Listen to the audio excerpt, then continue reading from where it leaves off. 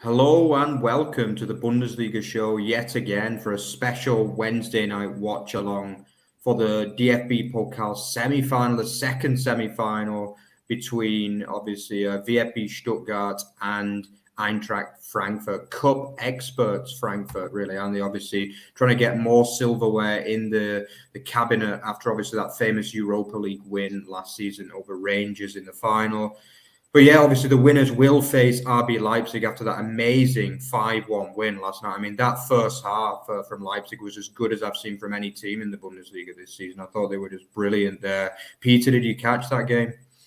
Yes, unfortunately, I had it on while I was working on some things. So for most German fans, it was a quick dagger to the heart as Leipzig took the competitive nature out of the game. We had been anticipating a fun and competitive rematch to last year's DFB Pokal final. But for most of us, we were, just so very disappointed that, that Leipzig made mincemeat out of Freiburg so easily and tore them apart so quickly. Kind of ruined it, ruin the evening just a little bit. We'll be hoping for much better tonight, obviously. Yeah, I totally agree. I mean, I was also supporting Freiburg, as I think most Bundesliga fans were, but you've got to give credit to Leipzig. I mean, they were really good in the game, right from the beginning when Nkunku missed that chance, you were thinking this is going to be a long night for Freiburg. And obviously, it wasn't long since they were 2-0 up, really, was it? They got that quick-fire double. And then, let's be honest, the game was kind of dead by the second half, really, obviously going in 4-0. But anyway, we're going to be focusing mostly on the Stuttgart versus Frankfurt game. So yeah, as you can see, the lineups are on the screen. I think that I'll go through Stuttgart. I think obviously it looks like first of all, Guirassy has made the starting lineup, which is very important for the home side. We know how important he is, especially since Höness came in. He got the goal against Gladbach on Saturday before going off injured. Good to see Borna Souza back out there as well. His form has been a little bit patchy in recent weeks, but obviously he's going to be key. He's got the experience of the big matches and obviously one of the marquee players for Stuttgart. Overall, it looks like a very strong side, really. Mavropanos, who's also been a bit up and down as well. It looks as though Wagnerman is going to play fullback as well tonight, from what I can see. So that's an interesting one. With obviously Anton is going to go back to his more natural position as they play a back five by the look of it. Silas as well, who was very good against Gladbach on Saturday. He starts again. I thought that was one of his better performances since the injury. So yeah, strong-looking Stuttgart team, still unbeaten under Höness as well. They've won 3 and drawn 2 of his 5 games. So what a start for the former Bayern Munich second team. Obviously their team, and obviously Hoffenheim as well. So yeah, Peter, let's go through Frankfurt. I mean, what do you make of their 11 tonight? Well, it looks like a fairly predictable set of tactics. You can call it a 3-4-3. You can call it a 5-4-1. You can call it a 3-5-2 if you like. But Glasner has not been in the mood to make a lot of alterations, and that's part of the reason why he's engendered so much criticism in recent weeks, is that it doesn't look like he's in the mood to get this side into a winning form. He just keeps rolling out the same tactics. So we'll see Christopher Lenz and Eric Junior Dina Ibimbe functioning as the wingbacks. I believe that, it should be some interesting one-on-one duels, particularly when we look at how the wingbacks shape up for both sides. Wagnerman being one and Sosa being one up against Lenz and Dina Ibimbe. Sao and Roda run the midfield. Our boy Makoto Hasebe is going to be probably running that back three on an inverted pivot, I would imagine. Ndika is back in the lineup. That is considerable news.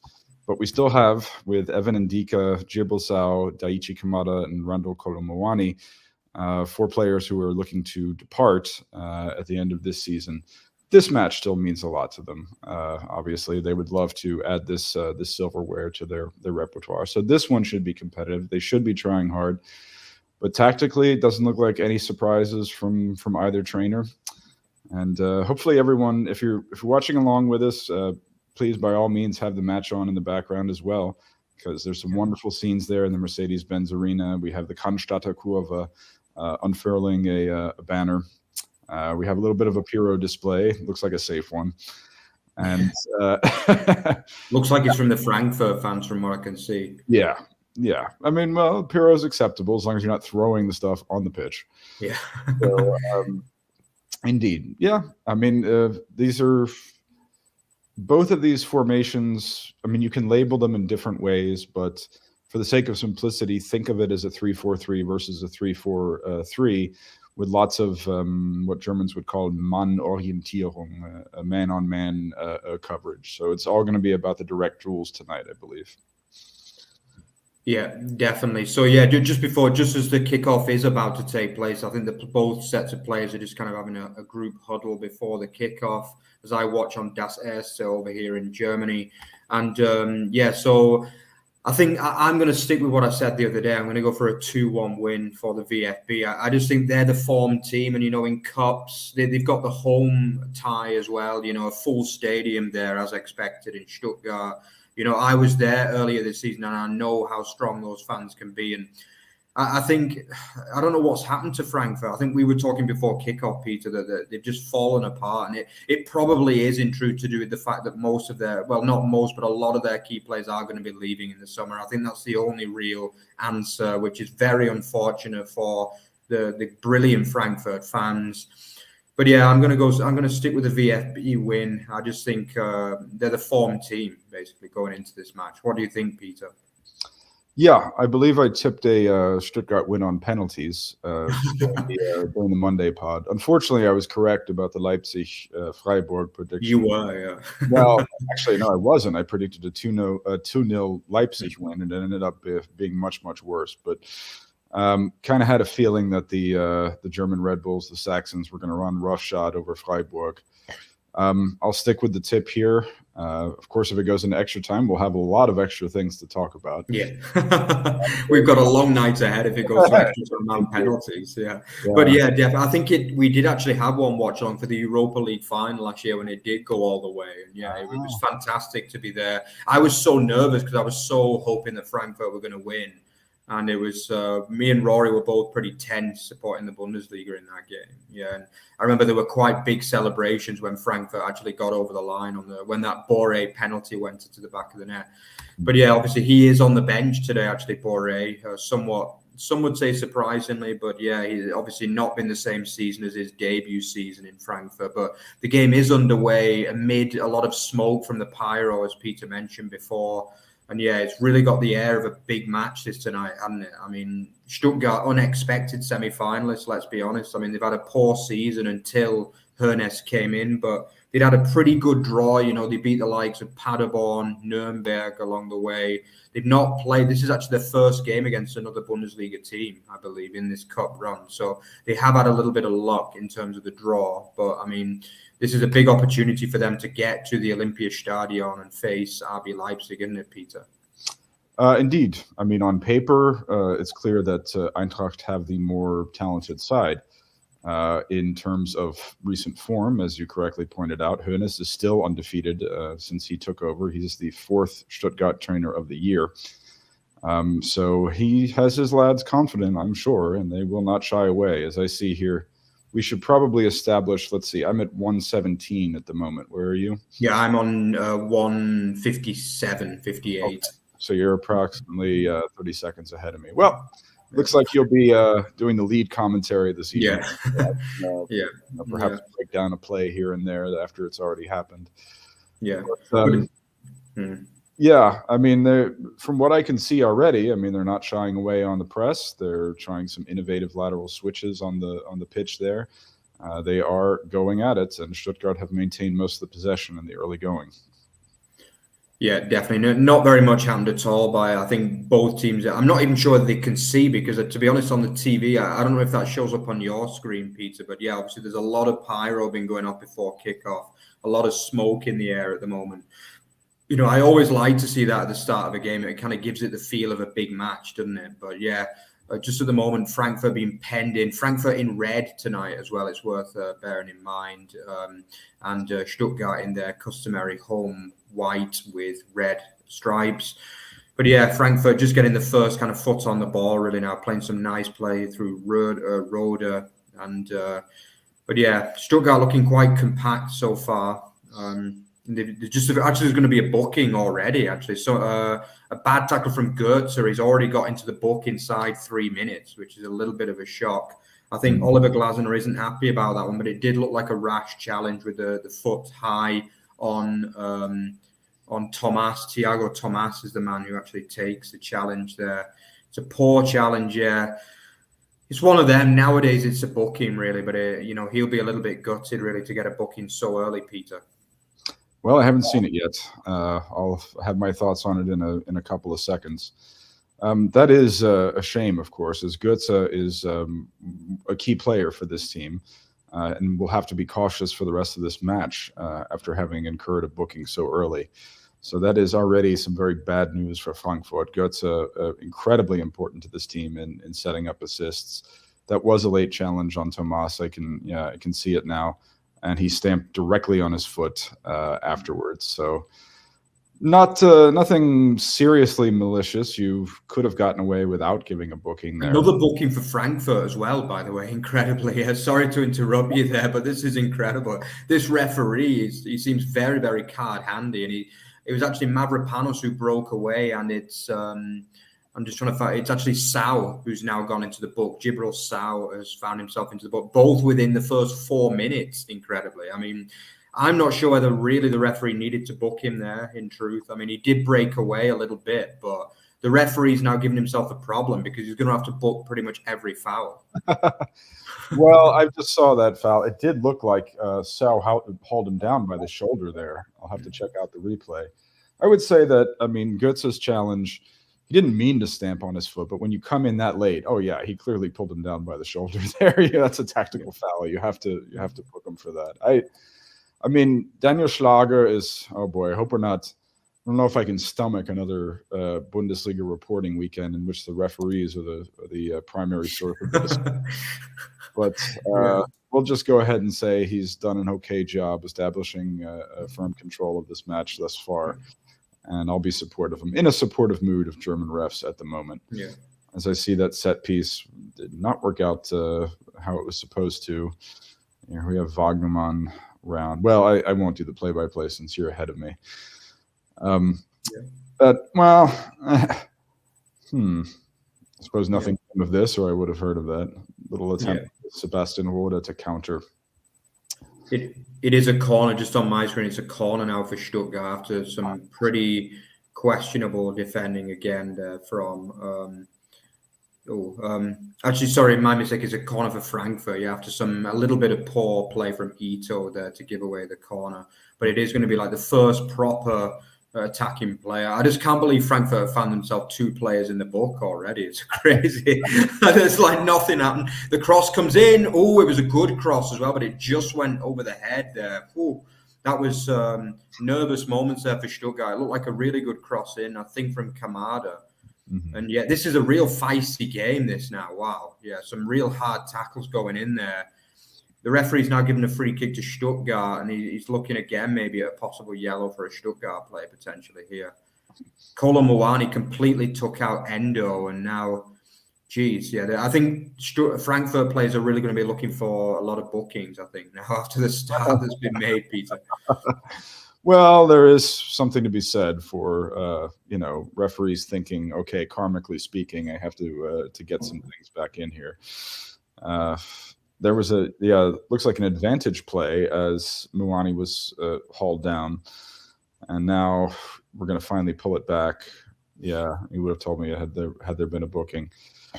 Feisty is a good way to describe this, I would say. We've got both teams ever present in the duels, as cliched as that might sound. But at least we have a couple of teams who have come to play and have come to remain physical because they know what is at stake here. I mean, for Frankfurt, qualifying for Europe, courtesy of the table, looks like it's out of sight at this point. I don't believe. I think it's arithmetically still possible, but one just doesn't expect it from the team given the form that they're in here. So this is their only means of qualifying for Europe. Stuttgart, obviously not clear of the drop just yet, although signs are looking rather positive that they will be able to avoid it. But, certainly they have a lot at stake here as well. So, I'm glad that we selected this one as opposed Yeah. to last night's affair. I think There's a third booking now, incredibly. It's this time Gurasi has ended up in the book. I'm not sure. I would actually disagree with you a little bit on that. I think the referee is. I don't know whether he's had a bet or something on yellow cards in this game, but I'm not convinced whether he's gone the right way. To be honest, giving 3 bookings in the first 8 minutes.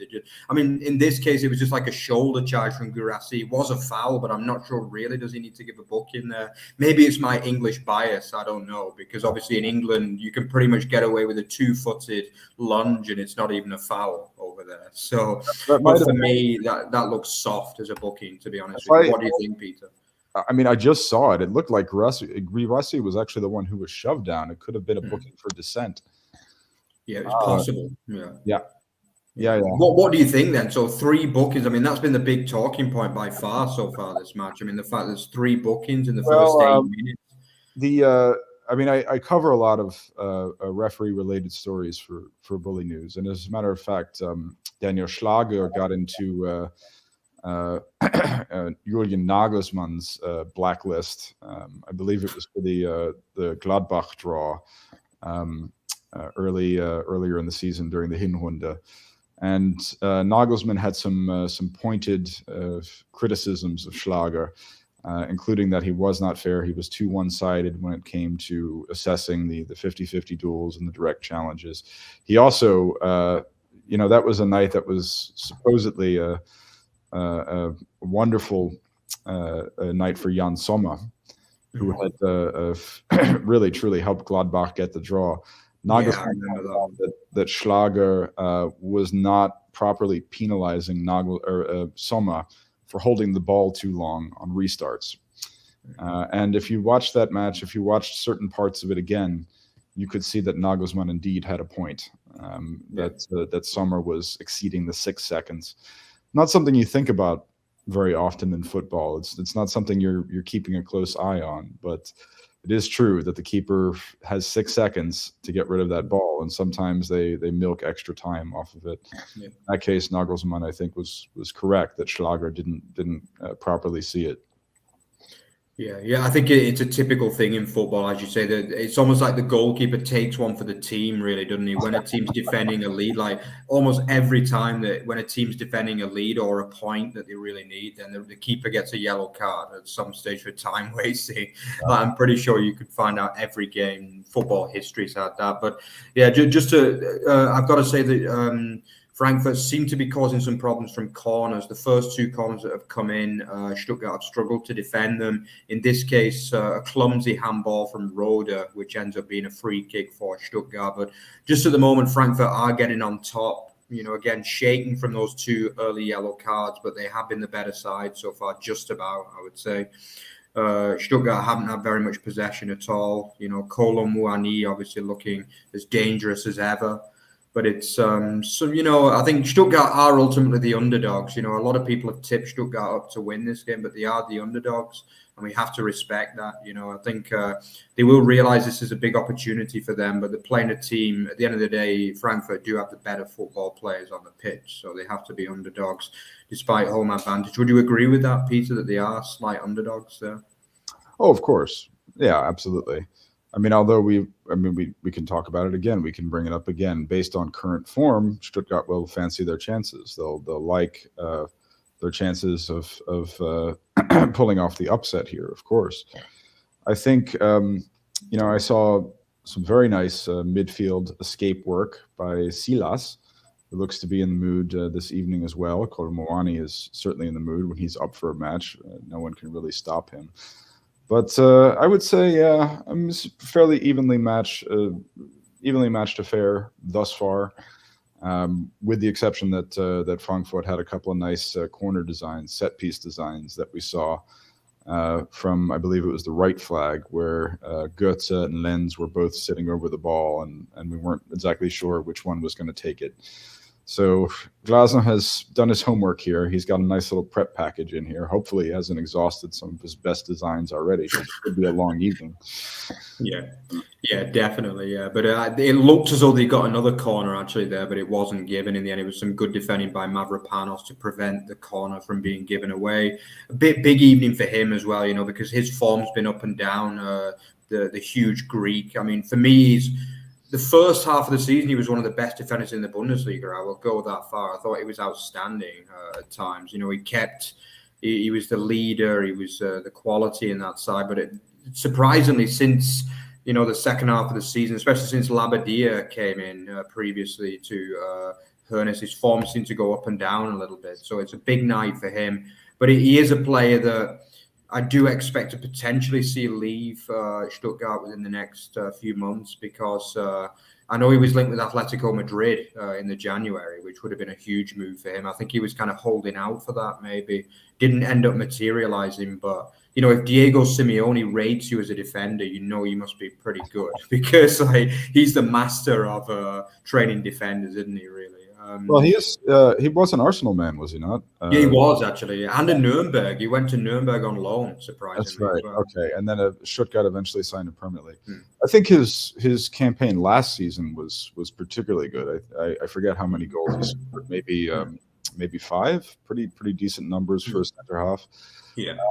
There's been form struggles. There's been injuries. There's been suspensions this season, which have sort of kept him up and down. And I suppose the whole Bruno Labbadia era, I mean, it really will go down as an era of inexplicably poor tactical and personnel decisions, and which should probably spell the end of his career. I mean, at this point with Labbadia, one simply doesn't.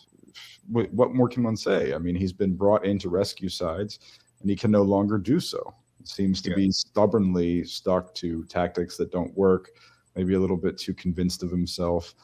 It's at a certain point, it gets to the point where it's like, banging one's head against the wall, because it feels so good when it stops. He no longer has the reputation of a Feuerwehrmann. So I see Endo also doing quite well to win a couple of second balls there.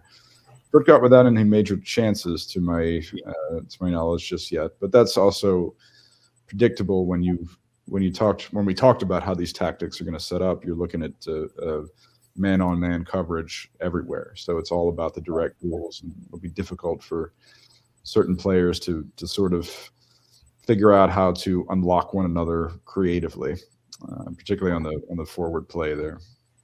Yeah, you can definitely see it so far. You definitely say defenses are on top so far, I think. Just a question in from Rory as well, who I'm sure is watching the game very curiously over there in Sheffield. Yeah, has this cup run for VfB been a good or a bad distraction from the league form? Yeah, that's an interesting question. I mean, for me, look, my team, Wigan, they won the FA Cup almost 10 years ago to the day, incredibly, on the 11th of May. 2013, and I know how good it is to see your team win. I was there that day when Wigan won against Man City, and to see grown men cry when they lifted that cup. I mean, Wigan Athletics a much smaller club than VfB Stuttgart, that's for sure. But I mean, to see that is just an incredible thing. And for me, a cup run is never a distraction. That was was Roberto Martinez still in charge? He was, yeah. He was the coach. Yeah. Okay. Yeah, and they were the biggest underdogs ever to go into an FA Cup final, I think, in that game. Remember it, I remember it well. We went in hope, but not expectation, It was, and then we scored in the last minute, the 91st minute, and one of the most incredible celebrations I've ever seen in a football match, And, but anyway, that distracts us a little bit. But for me, a cup run can never be a bad thing. I mean, that year, ironically, Wigan got relegated as well, incredibly. They got relegated and won the FA Cup, and they've never been back in the Premier League since. And a lot of people ask me, they say, do you wish you could have stayed up and not won the cup? And I always say, no, not a chance, because the cup win was just the ultimate, the absolute ultimate. What would you say, Peter? Do you think it would have been better for Stuttgart to go out early in the cup and focus on the league or not? I don't know. I mean, I do recall one of the websites that I was working for prior to when I came to Bully News back in 2019. There was a gentleman from Wigan who wrote for it. Really? Wow. Yes, indeed. Well, from Manchester, Wigan supporter who wrote Okay. it. And yeah, I mean, he would never stop talking about that cup final. I believe That's typical. That's typical. It was La Liga was his beat, but whenever he was covering La Liga, he would somehow fit in a goal. Sorry, goal for Stuttgart. Sorry, Thiago Tomas has scored. Sorry to interrupt you there, yeah, but there has been a goal with the first proper chance, and there's a pandemonium in the home stands from Stuttgart. Incredible. And it was Thiago Tomas, who's not really done that much good in recent weeks, let's be honest, but he has come back to form just at the right time, and it's a great finish, actually. I'm not sure who got the assist, but it was a really nice, looks like it was Valdemar Anton who plays the initial ball really well into the channels there. And then I can't quite see who it is. I think it could be Wagnerman who gets the ball back, and then it falls to Tomas, who just smashes home for 1-0. I mean, what an effort, really. Brilliant ball down into the channels. Who is it? I think it is. It's Wagnerman who gets the assist. Yeah, another assist from Wagnerman, who's been one of the stars of the Höness era, really, for Stuttgart, hasn't he? And it's a really nice finish. A rare goal this season, really, from Tomas, but it's a nice finish off the post. Peter, what did you make of that one then? My immediate reaction is that I don't know why Trapp broke the opposite way. Was it that Wagner went? Okay, he takes a good first touch, and yeah, he's clearly going for the near post there. I don't know why. I mean, it looks like a simple enough finish. I don't know why Kevin Trapp broke the other way. Unless, okay, I'm seeing it now in slow motion here. Just as the fourth yellow card is out, by the way, and it is that man Tomas who's found himself into the book for a rash challenge. But continue, Peter. Okay, yeah. I mean, it seemed like a fairly straightforward finish. He was definitely aiming for that. I don't know why. Yeah, Trapp has to do better there. He simply has to do better. I don't. Yeah, I mean, that's actually, you know what I really liked about how you came in there. You ever watch the Sky Samstag-Konferenz? You know, when they're always like, Tor Stuttgart, Tor Stuttgart. Yeah. I love it. I watch it sometimes. Yeah, it's fantastic. That was there you go. There's Tomas being booked. Yeah, you have to question Trapp's goalkeeping there and breaking the wrong way. Of course, it's quite nice for Tomas, who was when Stuttgart avoided relegation on the last day of last season. You know, and he played a vitally important match. I mean, the way that him on the pitch with the fans there as they were tearing it up, wonderful, wonderful scenes. You know, you thought at the time, Tomas being at Stuttgart on an extended loan, that they would perhaps sign him permanently. It looks to be the case that he's headed back to his Portuguese side after the season. Maybe not if he continues this. We'll see. There was a big chance for 2-0 there as well. And once again, it fell at the feet of it was Silas, really good play. And Tomas should do better this time. He has free space. He doesn't know whether to shoot or to cross to Guirassy. And in the end, it's well defended by Tuta. But that was a big chance. I'm sure it'll be coming onto your screen in a minute, Peter. But Höness knows that was a great chance to get in similar style to RB Leipzig last night. It was very similar minutes. And they got 2 goals within, I think, 3 minutes. And that would have been the same for Stuttgart as well. But Stuttgart, you know, both of us tipped them up. And the last 5-7 minutes, you can really see why we did that, Peter, because they, you know, great play there from Endo to win the ball back again and win a free kick. And they look the better side at the moment. Yeah. I can see behind you, I can see Tuta losing patience with the rest of his defensive core. He certainly did not appreciate with what great ease they were able to get into the centralized attacking lanes there, and who can blame him?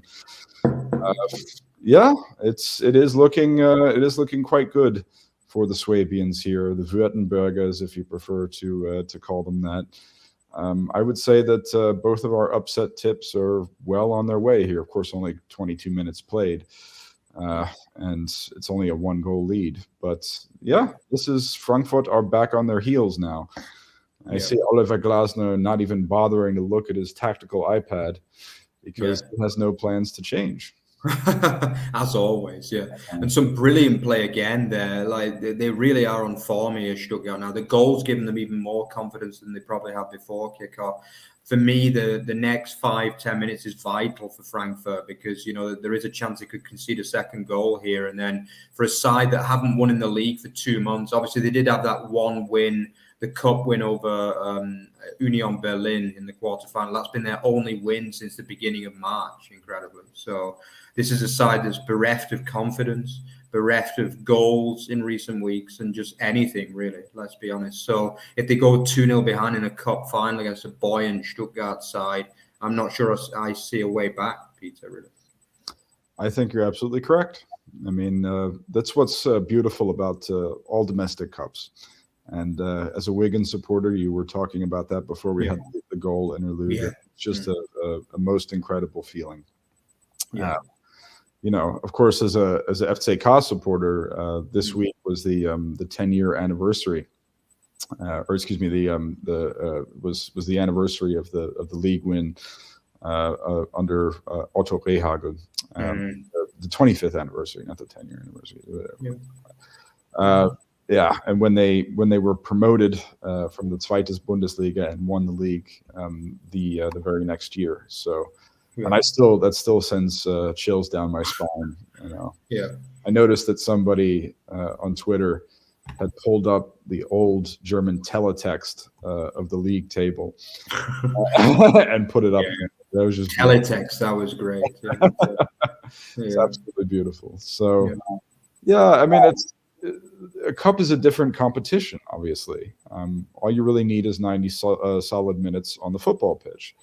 And so it's not, you know, you don't have to worry about what your league form is. All of that's immaterial. It's something different. It's under the lights. It's everyone gets a chance. It's midweek. It's something that, you know, people will be etched in people's memories forever. Frankfurt winning the Pokal under Niko Kovac not too long ago there. That was 2018. 2017-18 it was, yeah. It's something that Frankfurt supporters never stop talking about. Will always have in their memory. Now the Europa League victory is probably supersedes it. But that's the magic of a domestic cup. One almost wishes that we had 2 of them here in Germany, as you do in England. Yeah. Although I don't know if anybody gets up really for the. What do they call it now? It changes sponsor, but most English people just call it the League Cup because basically the difference is that the League Cup is 92 league clubs and the FA Cup is basically every single team that plays football in England, 11 aside, can enter the FA Cup. So, but I like it. It's interesting you mention that, Peter, because a lot of the kind of modern coaches, they say, do we really need a League Cup? But the fans want to see it. They love it. You know what I mean? So I think... I would agree to an extent. I would agree. They do have some questionable sponsors of the tournament at times. I will be honest with you. You know, at the moment it's Carabao. In the past it was Worthington's beer. It was a Carling beer at times.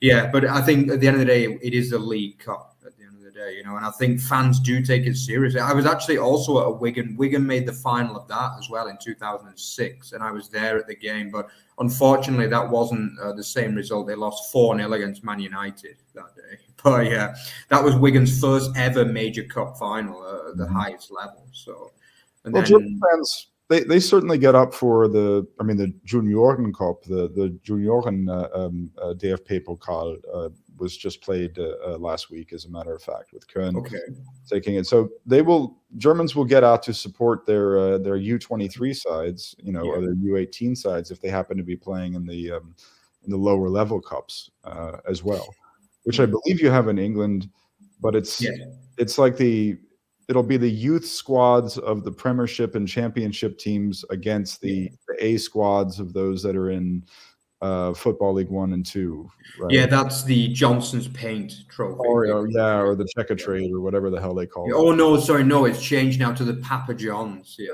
for God's sake. The problem is these are just like Papa John's. Yeah, they call it, like, a lot of people joke and call it the Pizza Cup. But it's yeah, I know what you mean. It's some of the sponsors are questionable at times, but it's I don't actually want to win the Papa John's Cup. trophy. I'm sorry, I don't. That guy's a jerk. I don't.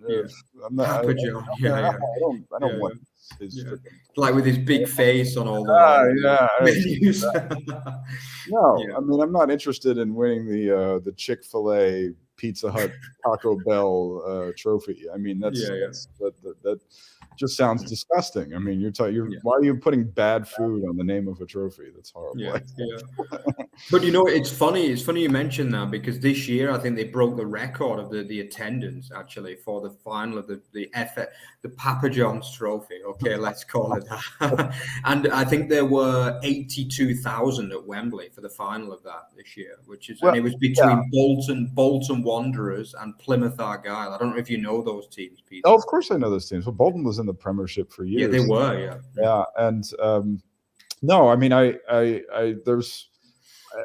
heard stories of from English supporters in the lower leagues who are just delighted to go to Wembley for that lower division. I mean, look, any excuse to go to Wembley, particularly for teams that are in like the third and fourth tier of football. I mean, the supporters, that's amazing, and it's that way for Germans in the junior cups as well. Yeah, I mean, particularly in the Ruhr region, if your youth academy team is in the Junioren Pokal or something like that, you'll go out to support them.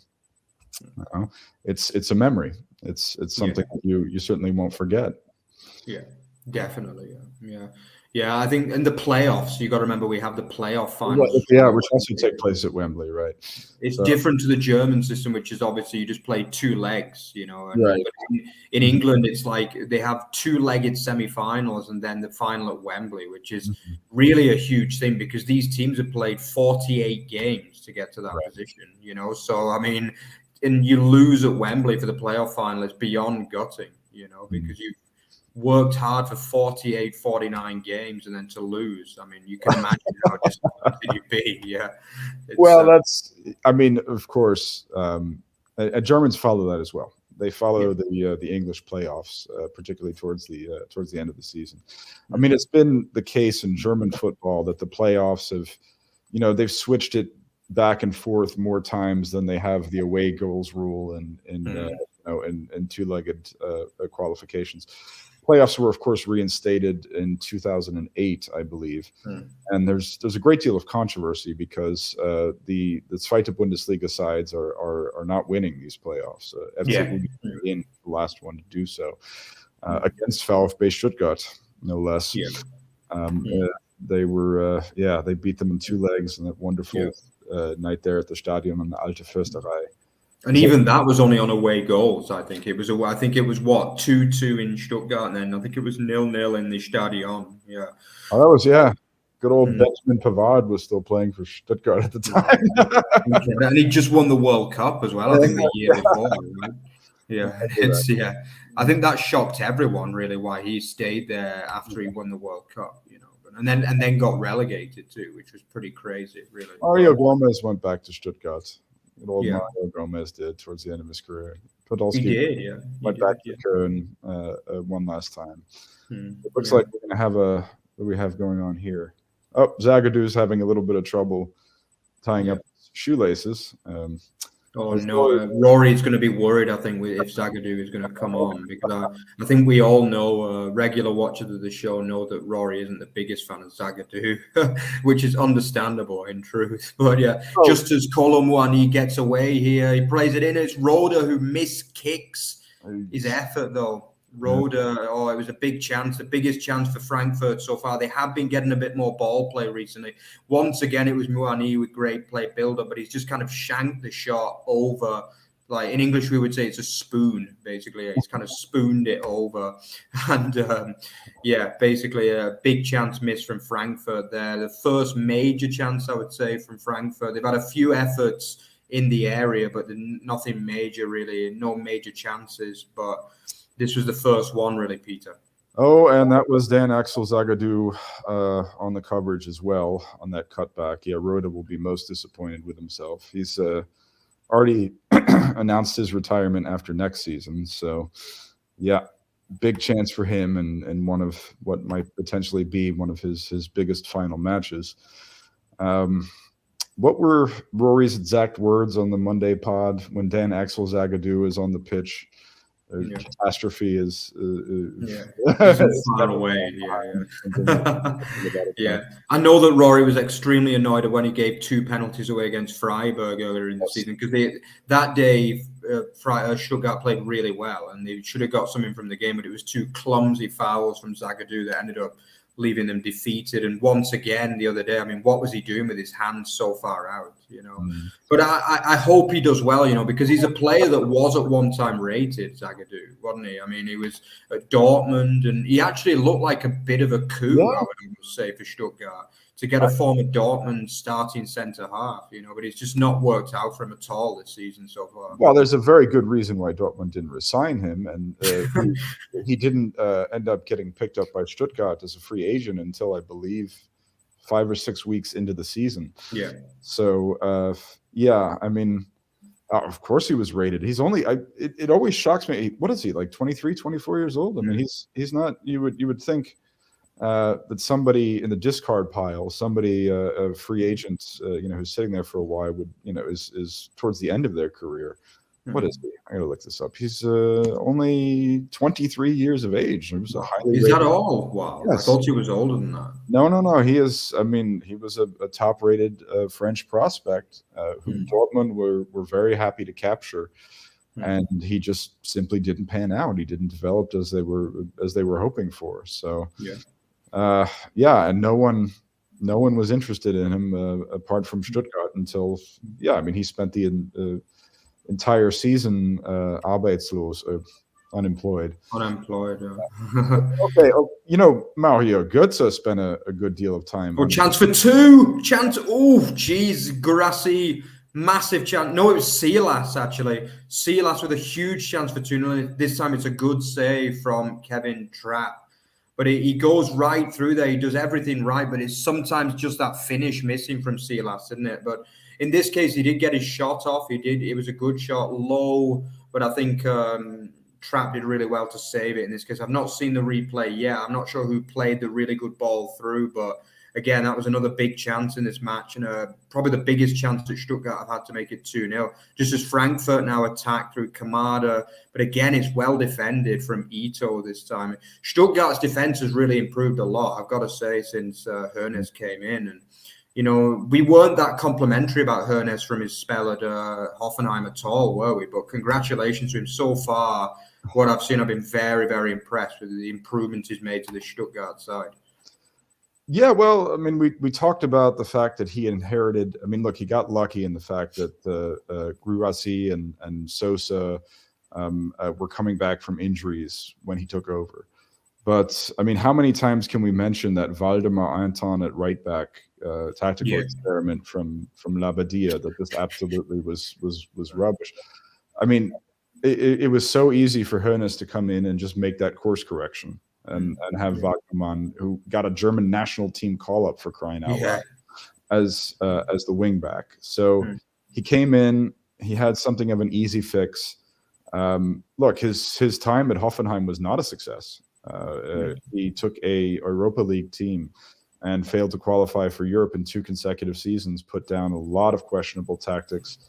And he was brought in to bring in, some FC Bayern 2 players whom he had worked with, whom he had groomed, such as Angelo Stiller, Chris Richards, and bring out the best in them. And he summarily failed in that charge. I was joking towards the end of Höness's 2-year tenure at Hoffenheim that, look, I mean, it's just time to go work for Uncle Uli at the Bratwurst factory, because this is not,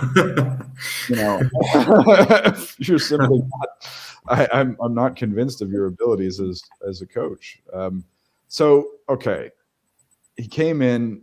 He had some guys coming back from injury, and he had some logical, easy tactical fixes here.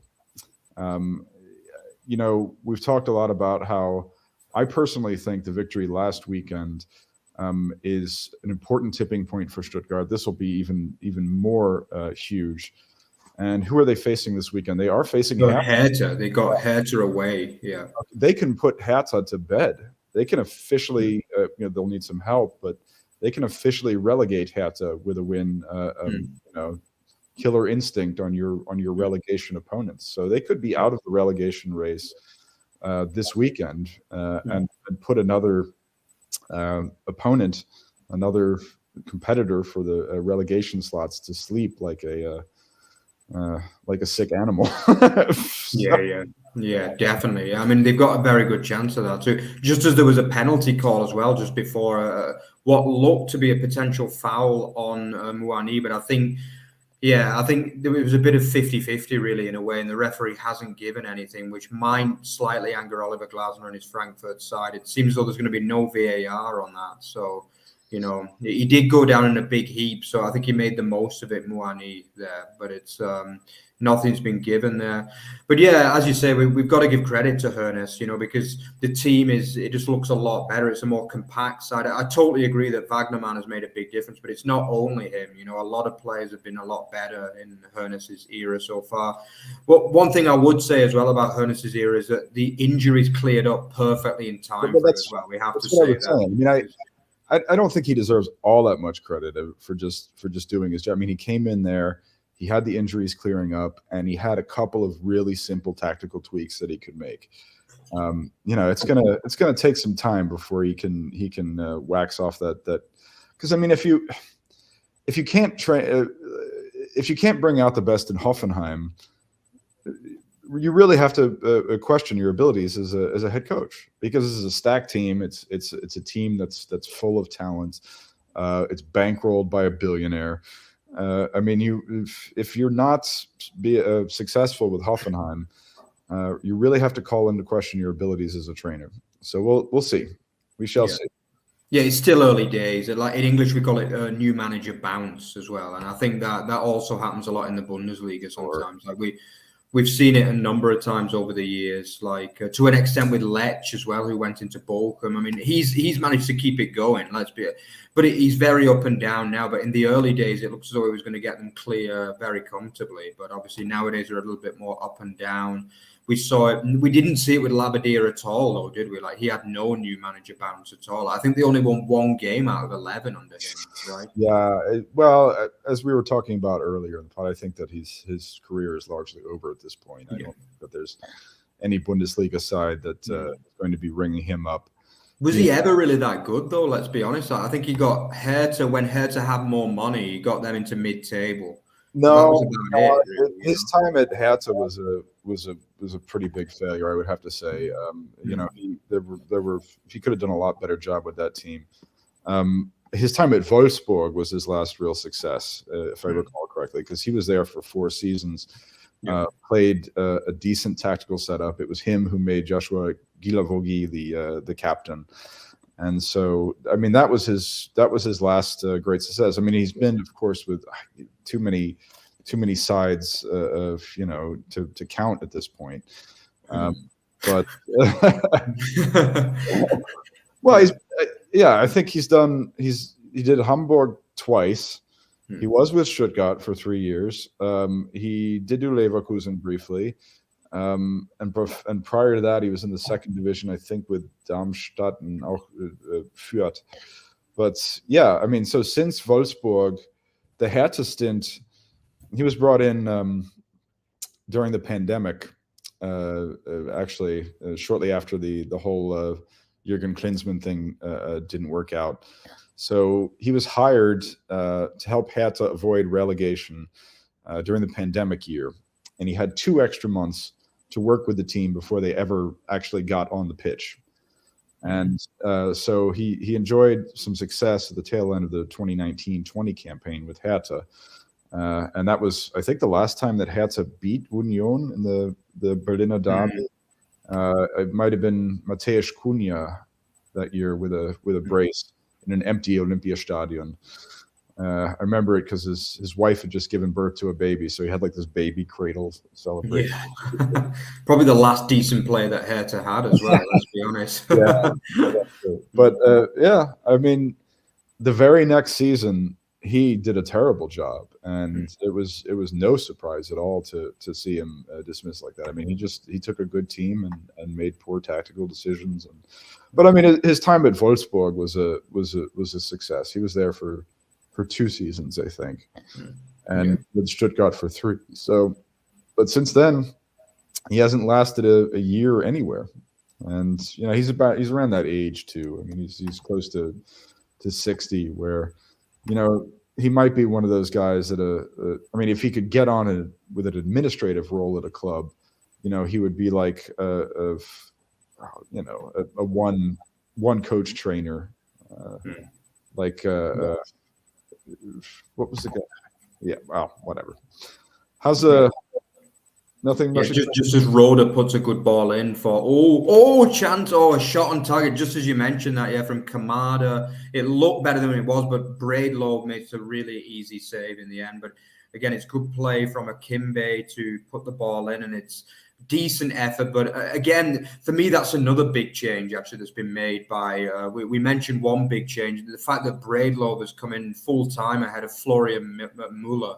I mean, Florian Müller was a complete disaster of a goalkeeper for me. I think after Schwolow, I'm sorry, after Schwolow, for me, he was probably the worst goalkeeper in the Bundesliga, in truth. I just didn't rate him at all. Well, actually, yeah, that was Labadia's change. It was Labadia who went with, he first committed to Müller, then Braidlow, and so it was Labadia who made that change, and Höness maintained it. It was funny. I was covering the presser in which Höness said that he was going to, keep Braidlow on goal, and basically his reasoning was, I don't have time to think about this goalkeeping situation. I just got here. Exactly. Without the thing was he just said he didn't have time to think about it. So there you have it.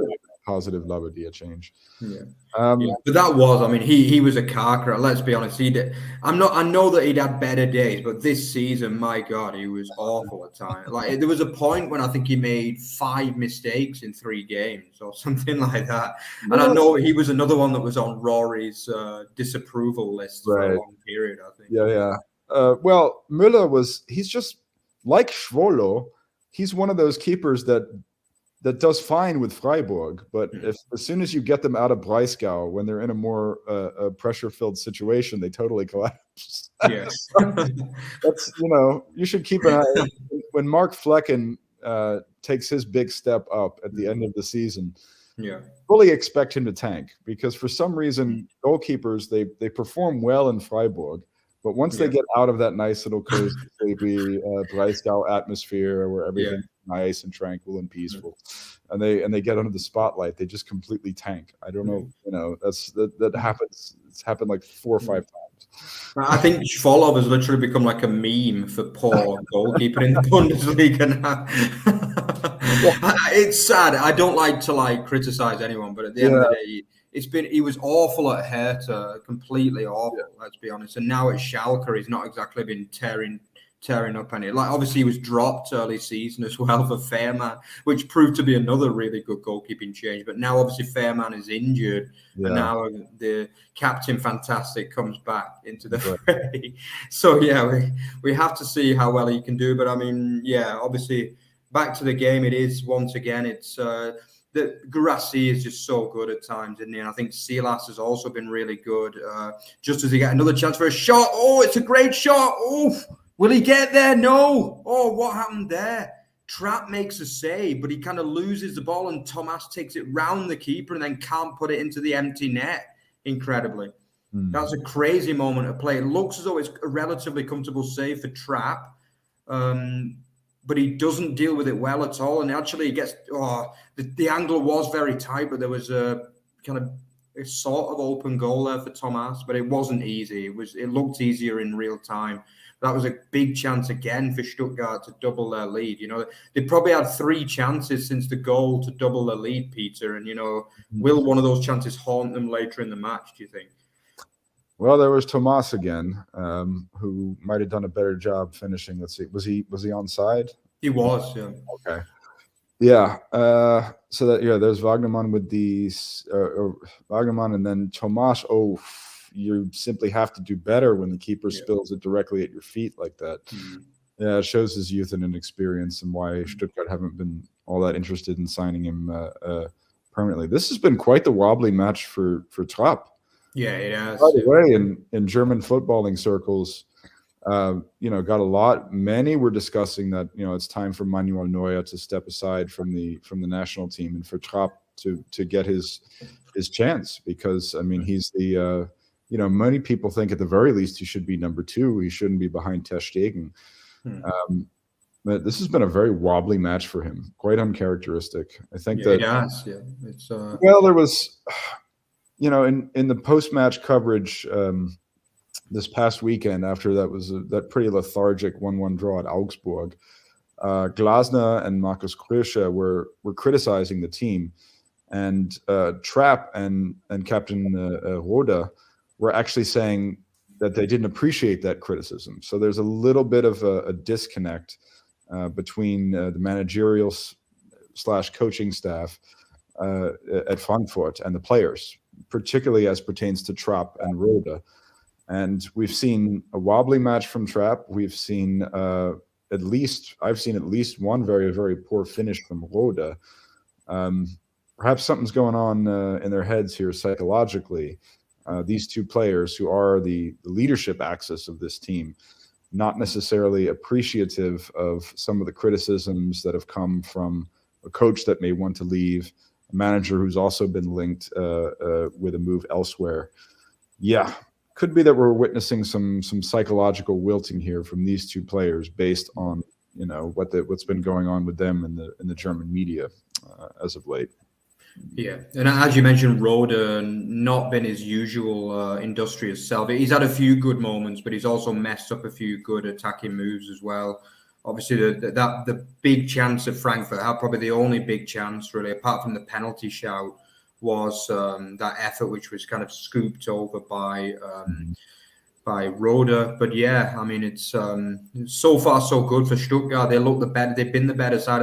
Wagnerman has got to take a lot of credit to, again, another good performance from him. The man who incredibly spent most of the season benched for Stuttgart, which just seems crazy, let's be honest, doesn't it? I mean, first of all, it wasn't only Labbadia, it was also Pellegrino Matarazzo was benching him as well. You have to remember that. And I don't know how that was possible, really, because he's looked so good since he came back into the side. And I think every pundit, German, English, just about everyone was calling for him to start for Stuttgart. And it seemed like the most obvious change in the world, didn't it? And you've got to question what was going on there, really, because I just cannot possibly fathom why you'd rather start Anton at right back than him, because, it's... Well, Anton...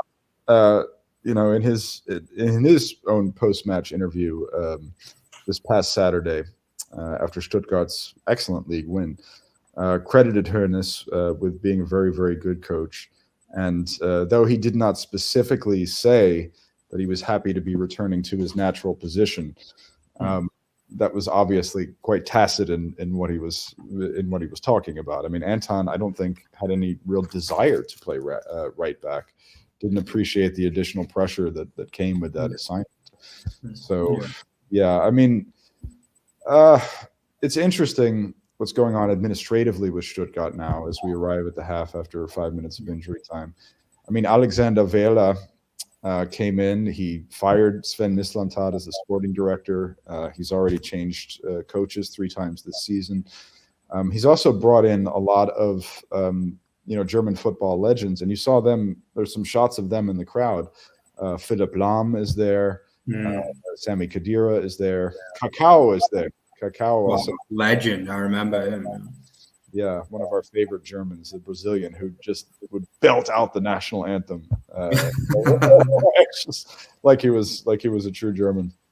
But yeah, so what Wähler is trying to do is sort of do a legacy, a lot of legacy appointments with Stuttgart these days. And if they can manage to avoid relegation this year, he could have sort of good spirit, a good administrative spirit in force there with some of these German footballing legends that he's plugged in with good roles. I guess it's half, so it's about time we do our weekend predictions. Yes. Yeah, it is. Yeah, I was just going to say it's almost like Bayern Munich style. They like to have former players like around the club, don't they? And obviously Stuttgart are maybe trying to follow. I think it's not a bad system at all. Yeah, but as Peter mentioned, we are going to go through the weekend predictions. Obviously, it's already Wednesday, and another weekend of Bundesliga action is only two days away, so not long to wait. And we start off with a bumper Friday action as well. Obviously, 2 games on the Friday evening. I think obviously the Leverkusen game was moved quite late, which apparently Köln were not that happy about as well because of the first leg of the semi-final against Roma next Thursday. The DFB want to give Leverkusen an extra day to recover. So yeah, let's start with that game. I mean, Leverkusen, Köln. I mean, I guess for me, this is a game that there's not that much relying on because I think Leverkusen's Champions League hopes were over with that draw in Union last week. I think it's just too much. An 8-point deficit is too much at this stage of the season to overhaul. But, Leverkusen, they're a long time unbeaten now. I think they're like 7-8 games in all competitions unbeaten. They'll want to keep that going. They'll see it as like a practice game in some ways for the Roma match in midweek. And, Köln have been much better in recent weeks. I've got to give a lot of credit to them because it struggled for periods of the season. But the last 5 games, I think they've been good. I think they were unlucky to lose against Freiburg last weekend. But I still think that, again, it's a case of Leverkusen having too much quality. I think they probably will make some changes, potentially. The likes of Wirtz might not start. But I think we'll still see a 3-1 home win here for me. Yeah, actually, I covered the Leverkusen 0-0 draw with FC Union Berlin. We didn't have time to get to it on the Monday pod. But I think that was one of the better played 0-0s that I ever saw from both sides. Leverkusen in very good form, even if they didn't score. It's just tough to score against that Union, midfield trap. I would say 2-0 win for Leverkusen. Should be a fairly easy roll over maybe even Florian Wirtz bagging a brace against his academy club, which Leverkusen took him off of. Yeah, obviously it is a kind of derby. So I think you told us on Monday, Peter, that it's a kind of derby, but it's not really a fierce derby. No, I mean it's there's friendly relations between the two clubs, and we'll see though. I mean, Leverkusen, they do make a habit out of stealing Köln players, so things could get quite ugly in the coming years. I mean, Wirtz, one of the once in a generation talent, was stolen from Köln. Yeah. So we'll see how the Ultras react to it in the long term. That's correct. Yeah. No. Then a very interesting Friday evening game as well, which is obviously the main game on Friday, which is going to be Mainz versus Schalke. I mean, this is one with repercussions at both ends of the table. We know how good Mainz are at home, one of the best home teams in the league. They very, very rarely lose at home. They often score goals. They like to entertain at home. They put, what was it, 5 past? No, it was 4 past Gladbach, 3 past Bayern. They score goals for fun at home, don't they? Let's be honest. And Schalke will be worried. They'll be very worried because 2 of their last 4 games are Bayern Munich away and RB Leipzig away. And in truth, if they want to stay up, I think they maybe even need to win this game somehow, because, I mean, the fixtures are hard, but in truth, it's going to be difficult because I think Mainz are just a very good team. They had probably their worst game potentially of the season last week against Wolfsburg. I mean, it's not very often at all that they get rolled over like that. I mean, even if they do lose, they usually lose fighting. But this was just a bad day at the office for Mainz, especially in the first half. But I expect them to bounce back here against what should be a good crowd in Mainz for this game. I think there'll be a party atmosphere. The Mainz fans are delighted with what they've done this season. Even if they don't qualify for Europe, this has been one of the best seasons in Mainz history, let's be honest, under Bo Svensson. As for Schalke, they'll have a big away following at the game, I have no doubt. They like to fill away ends, probably 5,000-6,000 Schalke fans in the stadium. But I'm afraid I think they'll go home empty-handed because I just think Mainz are too good. The likes of Ajork, it's just going to tear them apart. I think that back line. For me, I'm going to go for a 3-1 home win. I think again in this one. Yeah, it's probably best to treat that Wolfsburg fixture as a sort of an aberration with Mainz. When you think about it, when you think about who Svensson has as an option, the two supporting strikers behind it, Jorke. He's got Ingvartsen, he's got Onisiwo, he's got Barkok hasn't performed all that badly there. He's got Jae-Sung Lee, Anton Stach can play up there. Yeah. He's got so many options in supportive attack that I think he's just going to pick the right plugins this time. I think it's going to be a tough and tightly contested match because there's so much at stake, but I think Mainz wins 1-0. Okay, good one. Yeah, another home win potentially for the home side, which should be, I'd love to know how many games they've won at home, but I bet it's at least 9-10 already this season. It's been very, very good, the home form. So yeah, on to Freiburg versus Leipzig, which is obviously a huge game on Saturday afternoon. Obviously, incredibly, it's a replay just 4 days after the humiliation in the cup.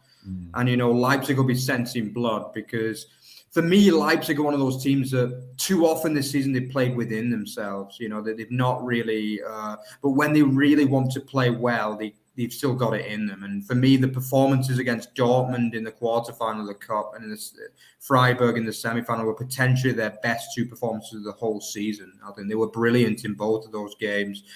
They'll want to win this too because they need Champions League. Leipzig have qualified for Champions League every season since they got in the Bundesliga, incredibly. And they want to make it, I think it'll be 7 from 7 or 6 from 6 this season. So they know that if they win this game, they probably will be able to do it. In fact, I'd say that almost certainly they will be able to get Champions League if they win this game. But alternatively, a draw would suit Freiburg more because obviously Leipzig have got to go away to Bayern later in the season as well, which won't be easy.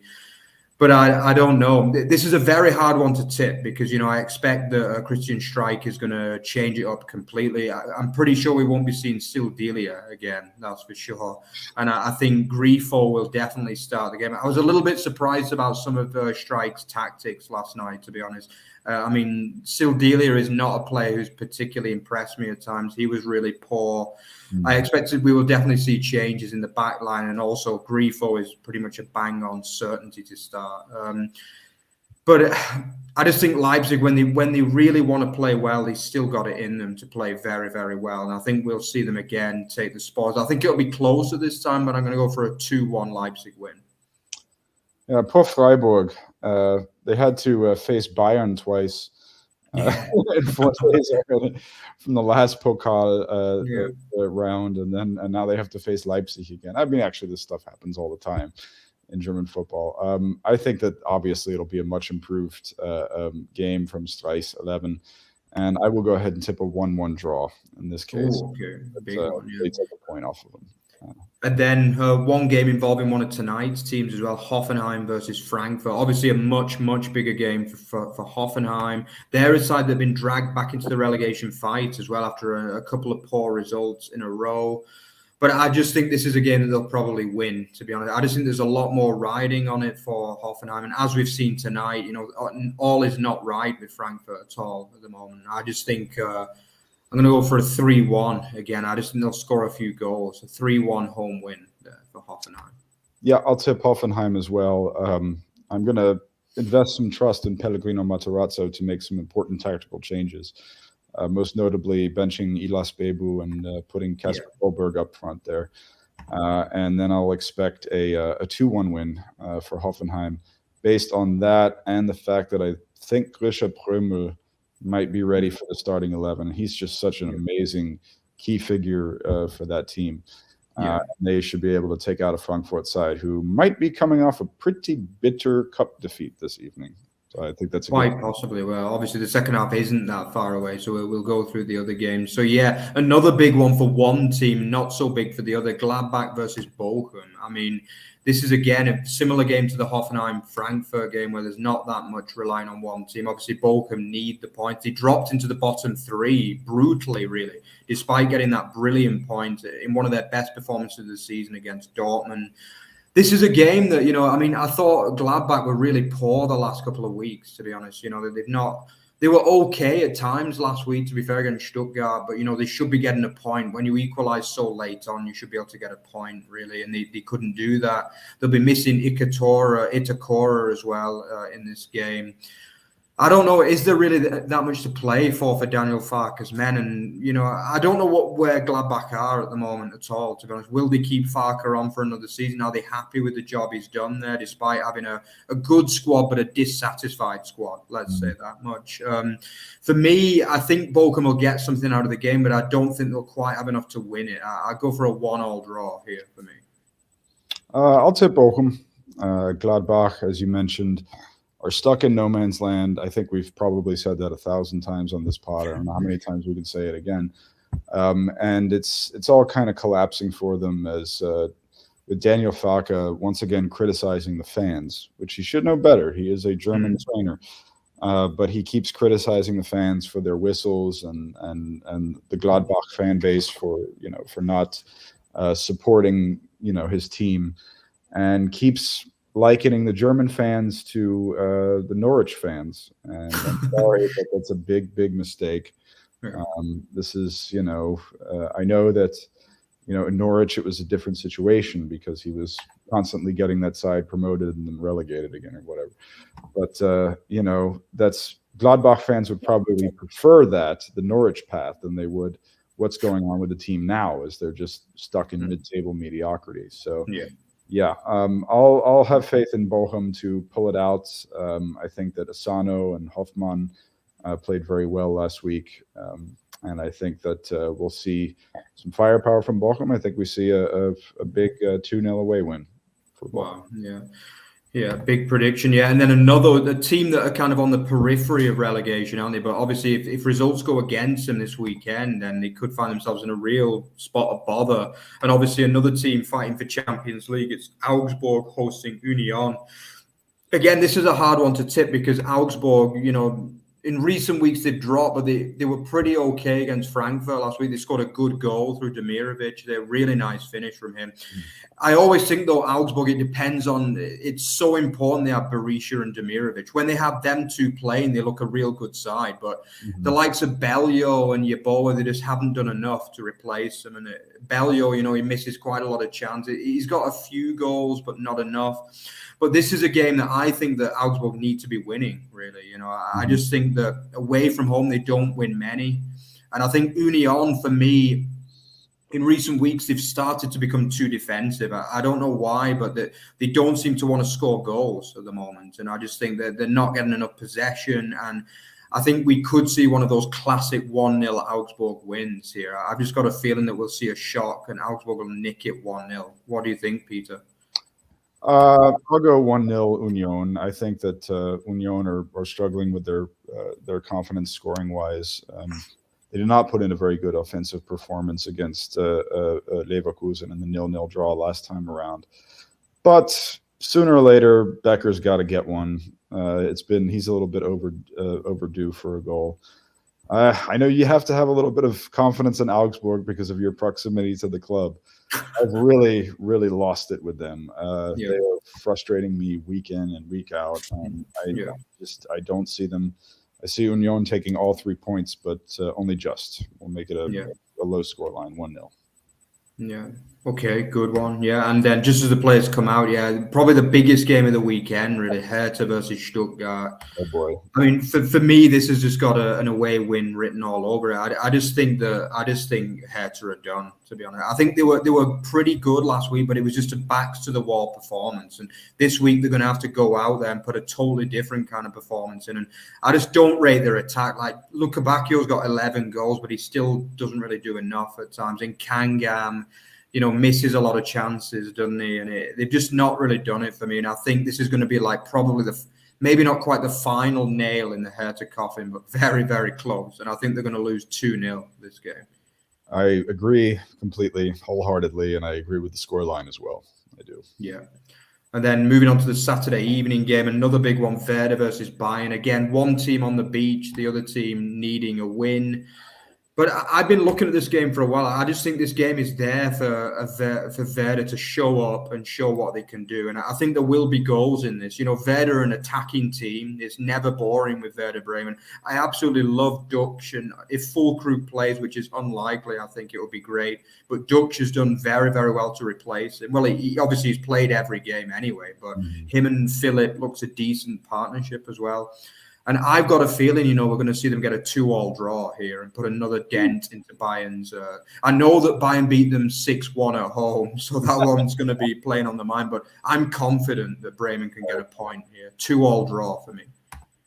Wow. I hope we get that. I really do. I mean, I hope that the last two fixtures, Bremen, Bayern, and Wolfsburg, Dortmund, are absolute shootouts.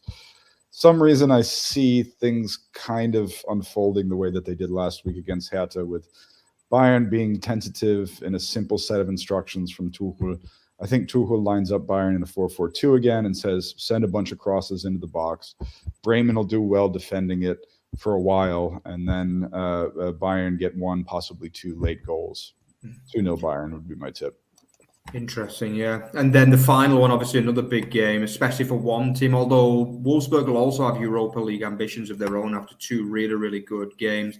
I think for me, a lot of this depends on how Bayern do the night before, because, we know that Dortmund don't particularly like reacting to pressure. So, yeah, I think all the time I've been thinking that Dortmund are going to win this easy, but Wolfsburg are a good team, and it all depends on which Wolfsburg turn up, As we mentioned a lot, Kovac's tactics are just here, there, and everywhere, and he just kind of hopes that he gets it right, basically, on the day. I think it's more luck rather than judgment at times.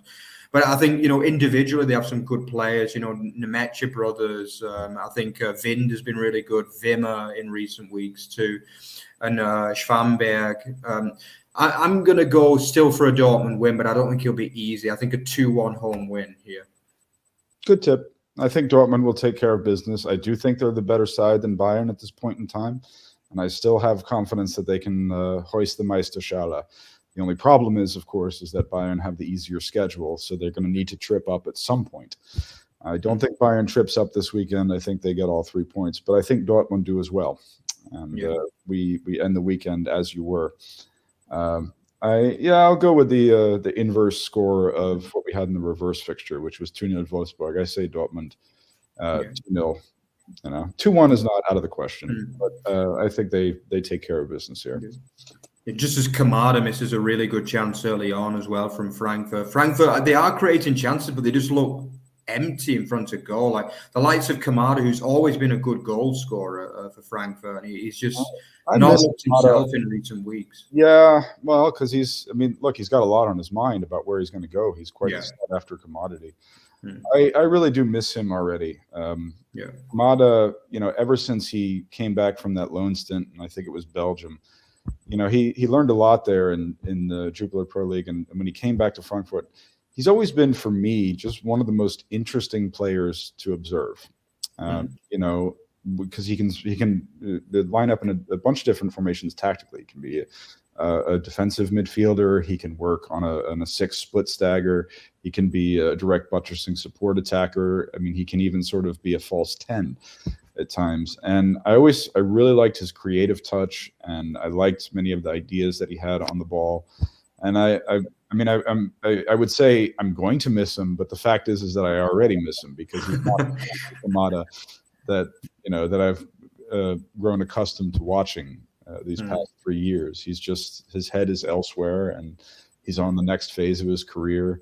He wants to go abroad. He's already turned Dortmund down. Those are the reports as well. Last I heard, leaning towards Benfica. That might be where he goes next. Although he likes Atletico as well. It does surprise me a little bit, Benfica, though, because obviously it's not a top 5 league. I know it's a very big club, but so is Dortmund and Frankfurt. I think obviously over in Portugal, they have maybe 4 or 5 big clubs, and then the rest of the clubs are just like, you know what I mean? Like just. Well, I mean, has he not done his homework? I mean, Julian Weigl went to Benfica and had his difficulties. John Anthony Jorman Brooks as well was over at Benfica and struggled to get to playing time together and all these things. So, well, of course, I guess players don't really think about this. I mean, they don't think like, oh, this player went there and it didn't work out. We think about that, but they don't necessarily think about that. I think, to be honest, I always think with transfers, in my opinion, the agents are doing a lot of work behind the I honestly think so. Yeah, I think often the agents are trying to push them towards the club that's going to get them, pay them the most, basically. Well, I mean, to be a fly on the wall, or to have tapped the line of Jude Bellingham and his representation, as it looks like he's decided for Real Madrid now. That transfer should be confirmed. Should be a pretty damn huge blockbuster transfer, 120 million euros. Wow. Less I read. So that one should be confirmed at some point. I mean, you wonder what's going through the mind of a teenager who knows that he possesses, unrivaled gifts, just incredible raw talent. And that crucial next step of their career. I mean, you do wonder.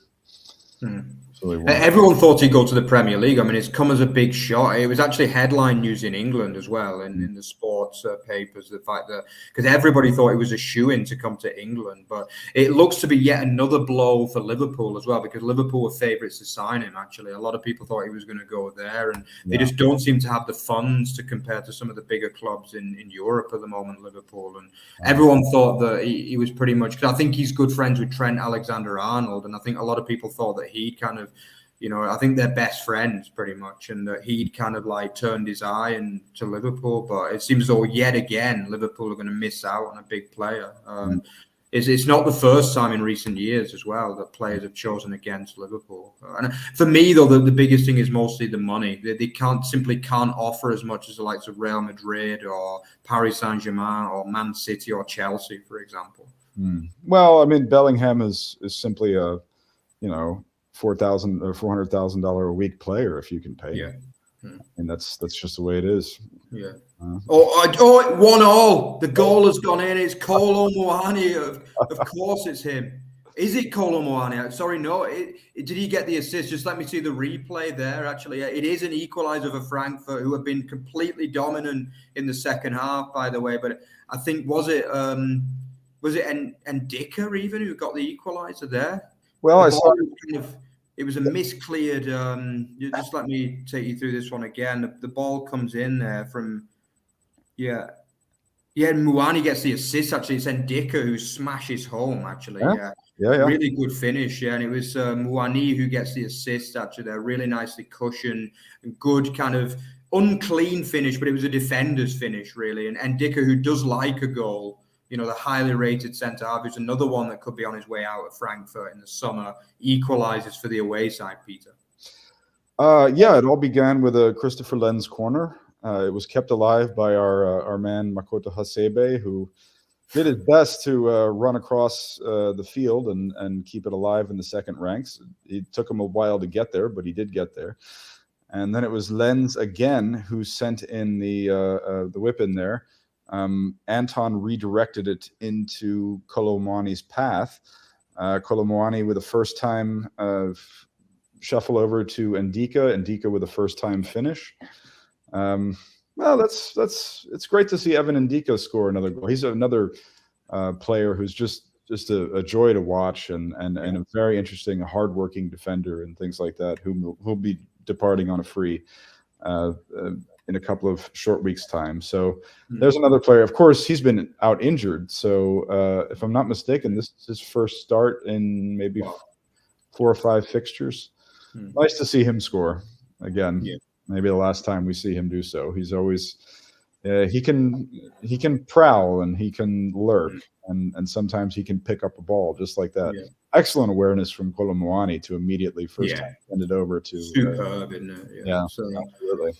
Yeah. You could definitely see a different Frankfurt here. I think obviously Oliver Glasner said, look, he's probably said something like, we're all leaving, but let's leave on a high, basically. I think it might have been something like that. I mean, Muani, he will want silverware, I think he actually won some silverware with Nantes. Was it Nantes? He came from Strasbourg last season. Nantes, and he did win the French Cup actually with Nantes last year, which is quite interesting. Yeah, and God, what an amazing player to get on a free transfer. That's truly something. And he's of course the reason why Boré isn't starting anymore, and there's been all sorts of controversy about that. That's crazy stuff. Parity restored as you were. Stuttgart will certainly be lamenting those missed opportunities, particularly the one that Tomas had when Trapp stole the ball right directly in his path. There were chances for our Swabian host to close this one out, As I said, nice to, oh, come on. That's not a, yeah. Yeah, nothing given there. Yeah, there was I think Höness is not happy that a free kick wasn't given there, or even a penalty. Maybe it was on the edge of the area, but it looked as though he was looking for it, didn't it? And nothing was given in the end. But yeah, I mean, again, it's Frankfurt with the ball. Frankfurt well on top now, and it looks like they look a different side in the second half. Again, Kamada also looking good in the second half so far. To see turns to shoot, it's 2-1. It's 2-1 to Frankfurt. I can't believe it. It's a really good individual goal. The subs are on the pitch right in front of the Frankfurt fans, and the game has been turned completely on its head. It is, I've got to say, it does look as though it's a goalkeeping error, though, from Braidlow. But from Kamada's point of view, it's a brilliant goal. It's an individual strike. He just runs with the ball, gets past a couple of defenders, and then takes a shot on the edge of the area. And it's his near post, Braidlow, and he should do better. I think also Anton has been done completely there in defence as well. I mean, it's a good shot. He takes it early. It's not a really, really poor error. But Anton, it's too easy to get past him as well. And then once Kamada has the space, he hits it. And it's, we always say that at the near post, you've got to be saving it. But he does hit it very early through the legs of the defender. And what a turnaround, Peter, for Frankfurt. Yeah, well, we were just talking about how Daichi Kamada is an interesting player who does interesting things. Here, he compensates for what was a heavy first touch, goes on a dribble, cuts inside past Anton there, and just simply has or Anton, horrible defending from him. There's a nice cut inside, decides to have a go. It is right through the legs of Karazor, I believe. And Braidlow could have done better, but he probably wasn't anticipating that, and it was probably screened by Karazor. He wasn't anticipating a shot like that. Yeah. So this is, okay, so what we have here, Rory's sad. I know how it feels, Rory. Come on, we've all been there. These two players who are departing on freeze, Ndika and Kamada, two players who are really just interesting footballers, who have some unique gifts and some unique moves and creative ideas to offer, have both scored to turn this game around. And that is something that's special, maybe not entirely unexpected, given that this may be the last match, well, besides the Pokal final, in which these two players have something to play for. Yeah. So we've seen from them. And great from Muani, too, on that assist. Yeah. Well. And I think, I mean, credit's got to go to Glasner as well, because once again, he's not changed it, but he never does change the system. But he must have given one hell of a good team talk there, because the first half they were poor, Frankfurt. I would say they were really poor, and Stuttgart should have got the second. As you mentioned, from Tomas, he has to be scoring that. But to be honest, since the very beginning, I mean, Kamada missed a chance in the first minute of the second half, and you realise that they looked a different side, And so far, I've got to say, 10 out of 10 so far the second half from the away team. And now we've got to see, they are in a position where they should make the final from here. But can they kind of close this game out now, because they've not won, as I've mentioned before, they've not won in the league now in 2 months, incredibly, which is just ridiculous for a team with this quality. They've only won one game during that time, but they were convincing in that win over Union, let's be honest. So it does suggest that maybe it's just in the league where they've kind of stopped trying a little bit. Of course. I mean, that's not uncommon at all. That, and that's what we were talking about with Gladbach too. The frustration of the Gladbach fans is that this has been Gladbach for the last 3 seasons. So, and the Frankfurt fans and club management, the coach, have every reason to be disappointed with their team's effort in the league. But here they are coming through when it counts. Would you mind going ahead and do some play-by-play for everybody while I take a quick break? Yeah, sure. Yeah. Just as Endo has the ball in the midfield, Stuttgart do have possession deep into the Frankfurt half, but it's, compact play, pressing from the front from Kolo Muani. A good ball across. The ball has just been completely messed up. Although, really good chasing from Silas, who keeps the ball in. Great play from him. He's had a really good game, actually, Silas. Got to say credit to him. Just as the cross comes in from Souza, but it's going to be easily picked up by Trapp. Just as the 59th minute is just about to go past now, and it's still Stuttgart 1, Frankfurt 2. Yeah, I just feel as though the game could have been lost potentially now for VfB. I think Rory has come in with a comment as well. Missed chances killed VfB, it seems. Yeah, I think it's a mixture of that and also a really, really good team talk from Oliver Glasner as well, because, as we mentioned, Frankfurt weren't very good in the first half, but they've managed to come out fantastically in the second period. But yeah, they've still got half an hour to save it. It's by far from done for the home side. Yeah, Stuttgart have still got chances, but, the game's obviously in Frankfurt's control now. Just as a really, really poor long ball. Anton has had a bit of a dreadful second half, and he's gone down now potentially with an injury. He has been poor in the second half, Anton, and it looks though he could now have picked up an injury which could cost him the rest of the match. Well, that's bad news, because I don't know exactly who you have to replace Anton. He is going off. Yeah, he's just I think he's done his hamstring, so that's going to be the end of him. Potentially the end of his season. I don't know as well, because it can keep you out for 2-3 weeks if it's. He is running off, but clearly he knows he can't play anymore. So who are they going to bring on? Is it going to be our mate Dan Axel Zagadou? Potentially, we could be seeing within the next couple of minutes, Peter. Zagadou's already on, and as a matter of fact, because Zagadou relieved Mavropanos, and there was a tactical change for Frankfurt at the half that I didn't notice. Buta came on for Rode. Now, when you think about Buta and Dina Ibimbe, and also Ansgar Knauf, who's not finally got him on the bench. These are players who have been playing outside of their natural position all season long. So I have to figure out. I'm going to focus here a little bit to see exactly what he's done with Buta. Has he switched to a back four? I mean, because it looks like now Buta's definitely serving as the right wing back. Lenz is the left one.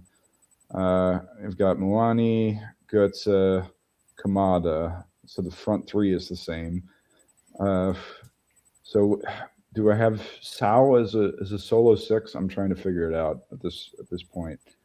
Hard to tell, particularly when we're going back and forth with a little bit of a lot of midfield possession changes here. But there's been a tactical shift by. Okay, all right. Oh, no, there hasn't been a tactical shift. It's still the same shape. It's still the same. I think Rode was just replaced by Buta in a like for like. No. Buta is the right wing back, but Ibimbe has moved over into central midfield, which is his natural position anyway. Next to Sal. So okay, that's all. There hasn't been a tactical shift. He just repositioned a little bit there. Which is not bad, actually. I don't think it had anything to do with either one of the goals, but it's a decent idea at least. It didn't have anything to do with the goal that was kept alive off of that set piece that Muani assisted, and the little individual piece of brilliance from Kamada. So we are going to see a double change as well by Stuttgart. It's the man of the moment, Koulibaly, is going to come on. Silas, unfortunately, looks like he's going to be withdrawn because I think he can't do 90 minutes these days, can he, unfortunately, the exciting winger. But let me just stay with me while I take you through these changes. So I think it's going to be... is it Milo who's coming on? Oh, no, Thiago Tomas is coming off, actually, in the end for Koulibaly. That's come out of the blue. It looks as though Silas, he looks devastated, Tomas, actually. Not quite so sure about that one, obviously, with him getting the goal. And it's Milo as well is on, by the look of it, for Stuttgart, I guess for Anton. So, yeah, we have seen that double substitution. Okay, well, if this is the case... okay, so it's Silas off for Koulibaly, which is, that's, and then... Milo for, Anton. No, well, then Anton's still on the pitch. I didn't see Anton come off. So, Tomasz Koulibaly and Silas Milo. Okay, so all he did was refreshen the two supporting attackers underneath Grivasi. Which is Smart move. I mean, that's those two guys are going to, he needs fresh support underneath there, and Silas and Tomas both missed challenges. So I think Anton is still on the pitch. Yeah, is he?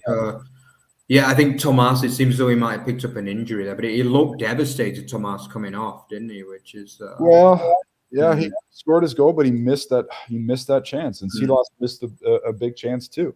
I mean, if they had buried those chances, we're talking about a very, very different football fixture here. We're talking about 2-0 up at the half. So, okay.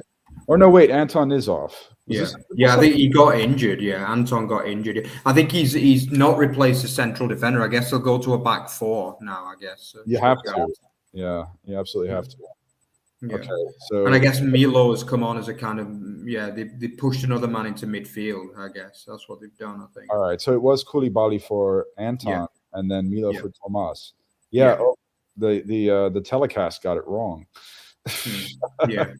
I think it was because Anton went off and he kind of just went straight down the tunnel. I think he wanted to get off fast, but then it was like another couple of minutes before the sub was made. So I guess that confused him a little bit. All right. But Koulibaly, a man who's been, I'm a little bit surprised to see he's not getting more game time because, he has been a player that's been good for a while now, especially in the last few games. But I guess that proves the quality that they have up front as well, Stuttgart. The fact that he can't get regular game time. Do you think that's a good change, Peter? Are you impressed with that? Well, sure. I mean, Koulibaly was the hero of the last match, converting that penalty. That being said, Koulibaly, Tomas, Milo a little bit less so because he's only been introduced recently. I mean, these are players who've been struggling with their finish for years. Young players, they're raw talents. They haven't necessarily developed into the lethal finishers that this club, that this squad have needed. So, I mean, and it's been their finishing or lack thereof that, kept Stuttgart in the relegation race last season and this one. Undeniably, they've got talent. People do.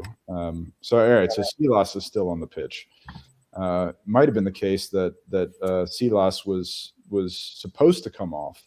He had it was, I think, yeah, and that's why Silas was looking so irked. And then Tomas immediately signaled that he had an injury, so Silas remains on the pitch. After all, okay, that's what happened. All right. There we go. Yeah, you can see he's got the ice pack. It's just zoomed in on Tomas. Yeah, he's definitely picked up an injury. He's got the ice pack. Yeah. Right. So that could potentially be 2 injuries now. Obviously, Maverick, actually 3 injuries, I think, potentially they've picked up, which is not ideal at all to key players as well, which could be worrying, Peter, really. Oh boy, yeah, that's the last thing they need heading. Well, of course they are playing Hertha at the weekend.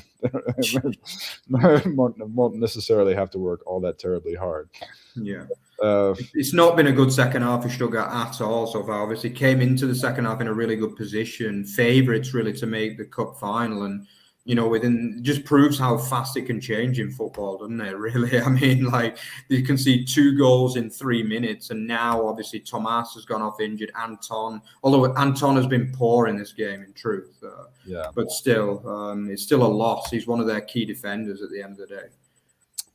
Well, it looks. I mean, as you mentioned, they have to go into a back four now, which is not really a problem. I mean, Wagnerman and Sosa can work as fullbacks.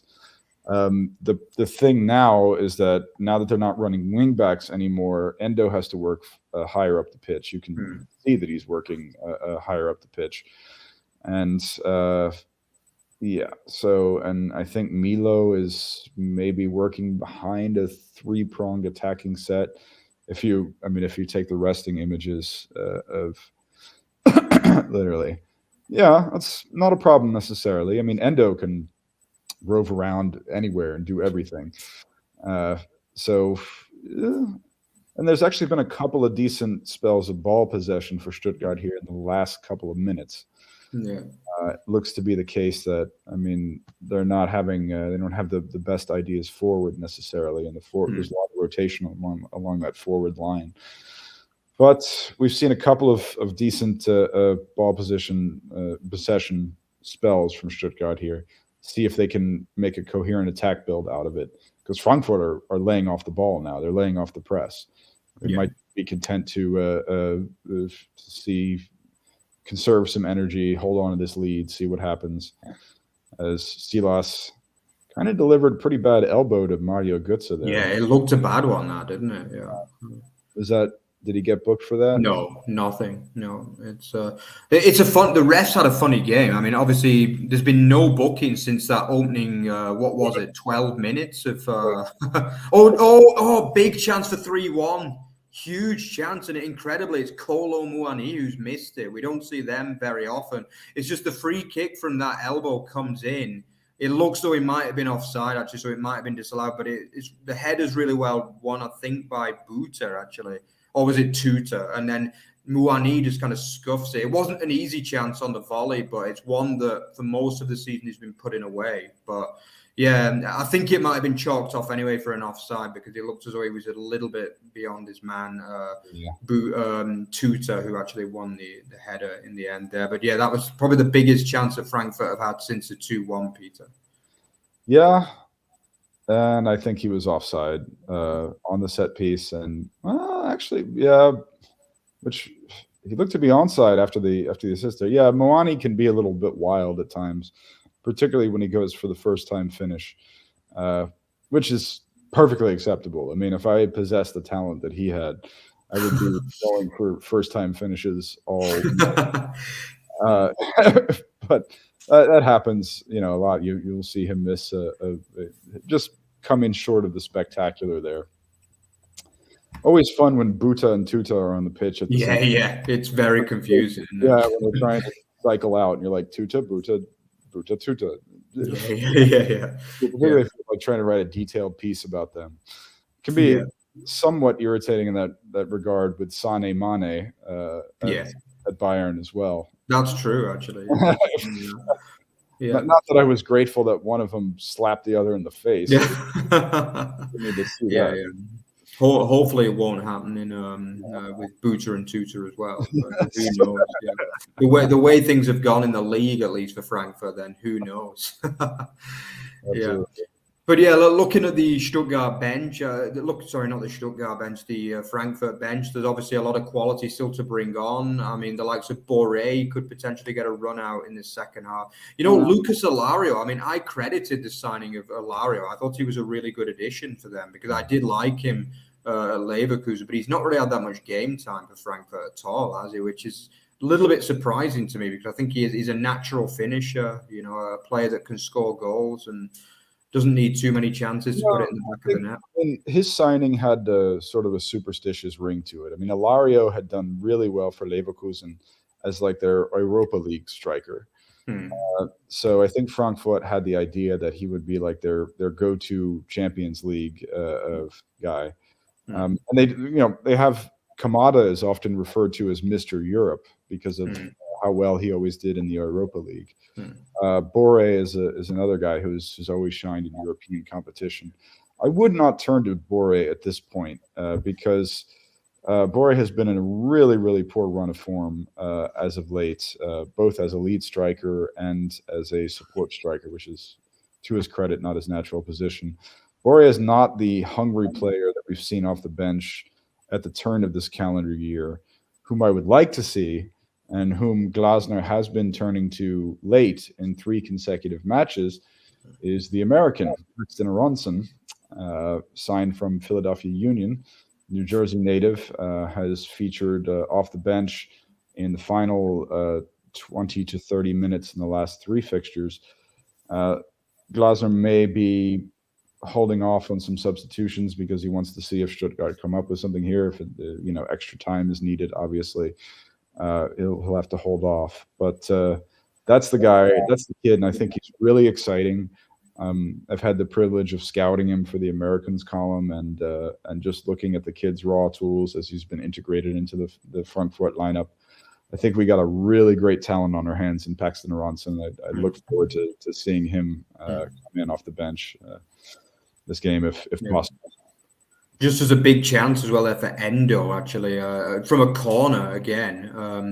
The corner came in there and it was headed down by Endo, but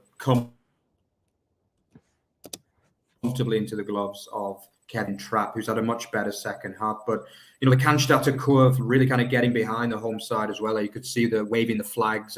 I personally witnessed the Cannstatter curve, and they are one of the best home fans in the Bundesliga. Fantastic ultras. Yeah, like really, really good atmosphere they create there in Stuttgart.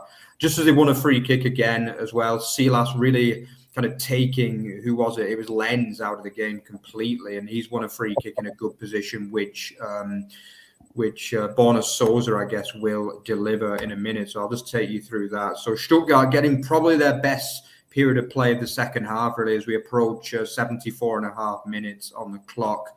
We're just going to see Souza deliver this free kick. It's deep. But it's well defended there by Tuta.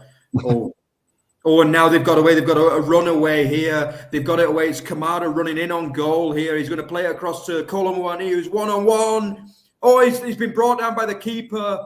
Has he? Is he going to give a penalty? He's given a penalty and a yellow card for Breedlove. It is a penalty to Frankfurt. And that's just crazy. Stuttgart played all the men forward on that free kick, and Kamada played a nice little ball into Muani, who did well to take it round the keeper, and it's a clear penalty really there. He's clipped him as he was just about to put it into the back of the net. He has only got a booking because of 3 covering defenders who did well to get back, by the way. Koulibaly, Silas were there covering for Breedlove. It's been given as a penalty and a yellow card for Breedlove. But we're going to see a potentially game-winning moment here for Frankfurt. I guess it'll be Muani, who in truth hasn't had his best game in front of goal tonight. I mean, you know, obviously probably would have scored there, but there were 3 covering defenders, so it was a little bit clumsy from Breedlove. But it is going to be the French international who steps up and potentially puts this cup tie to bed here. So I'll just take you through that. It is Muani just getting ready to take it. Looks cool, calm and composed at the moment. Big moment for him. He could potentially be about to send his side to the Olympiastadion in, I guess, a month's time. I think it's the first weekend in June this year, the cup final, isn't it? Which is very late this year. But the opportunity still just as we wait for this now, Muani is about to step up. He's about to come, and it's 3-1. Easily puts it to the right side of the goalkeeper. It looks like it's game over. Not that much celebration from the Frenchman. The players, though, are on the pitch. The substitutes are on the pitch, and they know, the Frankfurt players know now that they are probably going to Berlin on the 3rd of June. Peter. Berlin, wir fahren nach Berlin, Berlin. Yeah, they still sing that. That's anybody can sing that if you like. It's sung to the tune of Scotland the Brave. Yeah. Berlin. It's a bit like in England, they sing the Wembley. Yeah. Or they sing the Que sera, sera, the Que sera, sera. Whatever will be. We're going to Wembley. Que sera, sera. I'll never forget that. But yeah, we'll have to make a rendition of it in English for the Frankfurt team as well, because it looks as though they're going to Wembley, Peter. Not to Wembley. I mean, I'd say maybe in the Champions League final one day they'll be going to Wembley. But yeah, I think they're going to Berlin, aren't they? Yeah. I don't see. I mean, there are 14 minutes plus injury time. We had 5 minutes worth of injury time in the first half. But you know, where does the scoring threat emerge from in Stuttgart? It's very hard luck because, as you pointed out, they had everybody forward on that Borna Souza set piece. And Koulibaly decided to have a go from a little bit outside the 18 there. And the ball was blocked and popped right back out to Kamada, who you know, was off to the races and had only Breedlove to beat. The 3 backtracking defenders stood no chance, other than to ensure that Breedlove didn't get a red card based on their coverage. He did well to cover back, though, because, I mean, it was I know Kamada isn't probably the fastest player in the world, but he did well, though, Kamada. You know, he kept his cool to slip it into Muani, who he knew would do the business, and obviously it was a very, very clear penalty, as clear a penalty as you're going to see. Correct decision for the yellow card as well. And yeah, it looks like the game's over, really, to me. Yeah, they've even substituted off Endo, which is tantamount to a capitulation. The confirmation of these changes here. That is, well, we don't have it yet in the live ticker, but I did see that Endo came off. Yeah. And, I mean, if you're going to take your captain off, particularly one as influential as Endo, that's tantamount to capitulation. Höness is closing up shop and making sure that everybody conserves enough energy for the league encounter, which one would expect them, as we talked about, to win based on the form that they're in. I mean, this will be Höness's first defeat in 6 fixtures in charge of Stuttgart, but I'm sure he won't feel too terribly bad about it. Basically, their survival prospects in the league are looking better than they ever have at this juncture. And, a Pokal final would have been lovely, but it was also not necessarily something that the fans were expecting. Yeah. Although everybody hopes, and everybody dreams. They'll be disappointed because the first half was very good. Let's be honest, the first half was very good, but in the second half they've just been beaten. Like, it's been very good from Frankfurt the second half, and there's been a couple of bookings for dissent as well. Stuttgart are in danger of falling apart here. That's the problem for them right now. Souza is one of the players that's got booked for dissent, and I think another Stuttgart man as well. Souza just kicked the ball away there as they gave away another free kick, and they've got to be careful because they don't want to start picking up suspensions, because suspensions do carry over. I believe they do carry over into the league as well. Is that right, Peter? No, they don't. No. Oh, they don't in Germany. Okay, in England they do. Yeah, in England they carry over. It's there's. I mean, unless if somebody is even if somebody's sent off on a straight red, they'll just be suspended for the Pokal and not for the league. Yeah. And Ito was the other one who picked up a booking just as the free kick comes in. It's almost a fourth there as well. Yeah, Stuttgart, I don't want them to get battered. They don't deserve to get hammered here, as they were the better side in the first half. But they are in danger of losing potentially 4 or 5-1 here if this continues. They picked up, again, I think it's 5 bookings now for the night. Obviously, after Ito and Souza both end up in the book for dissent. As another corner comes in for Stuttgart, it's well cleared this time and smashed over by Lenz. So, yeah, I mean, it looks like Frankfurt are through, really. Barring a miracle, I think Stuttgart are this stage. We have to come back to that missed chance from Silas, that one from Tomas, also in the first half. I mean, it was quite the surprise that they were able to rush out to a 1-0 lead. And they had their chances to not necessarily put the game to bed, but to double the advantage and certainly put Frankfurt back on their heels.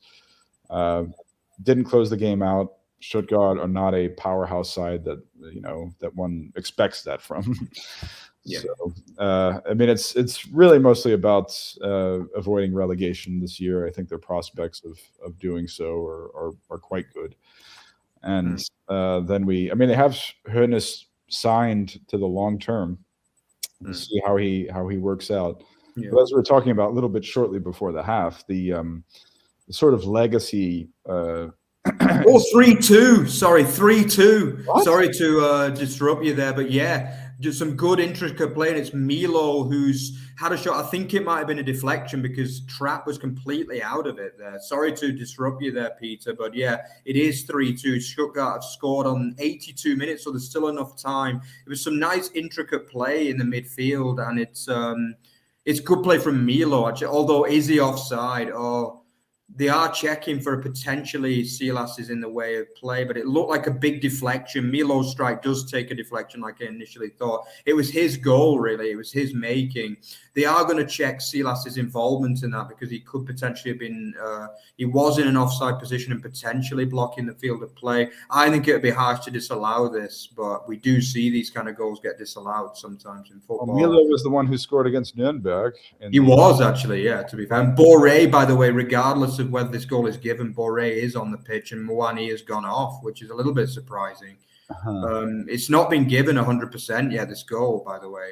We need to it would be harsh to disallow it. It deflected in off Hasebe's thigh, so Trapp didn't see it at all.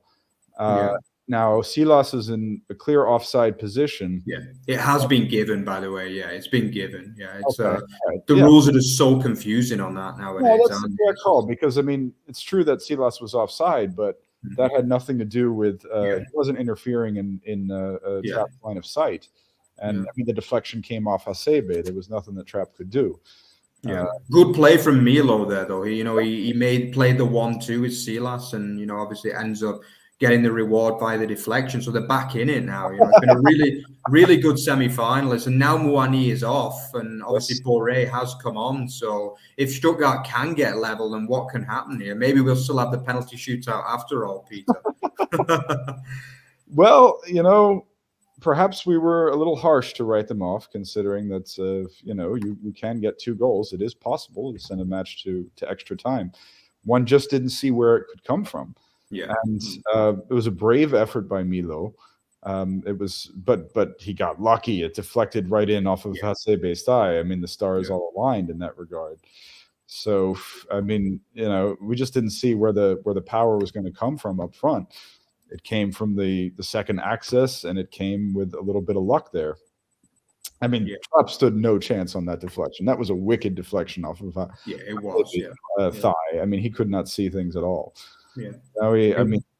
Okay. And by the way, always feel free to interrupt.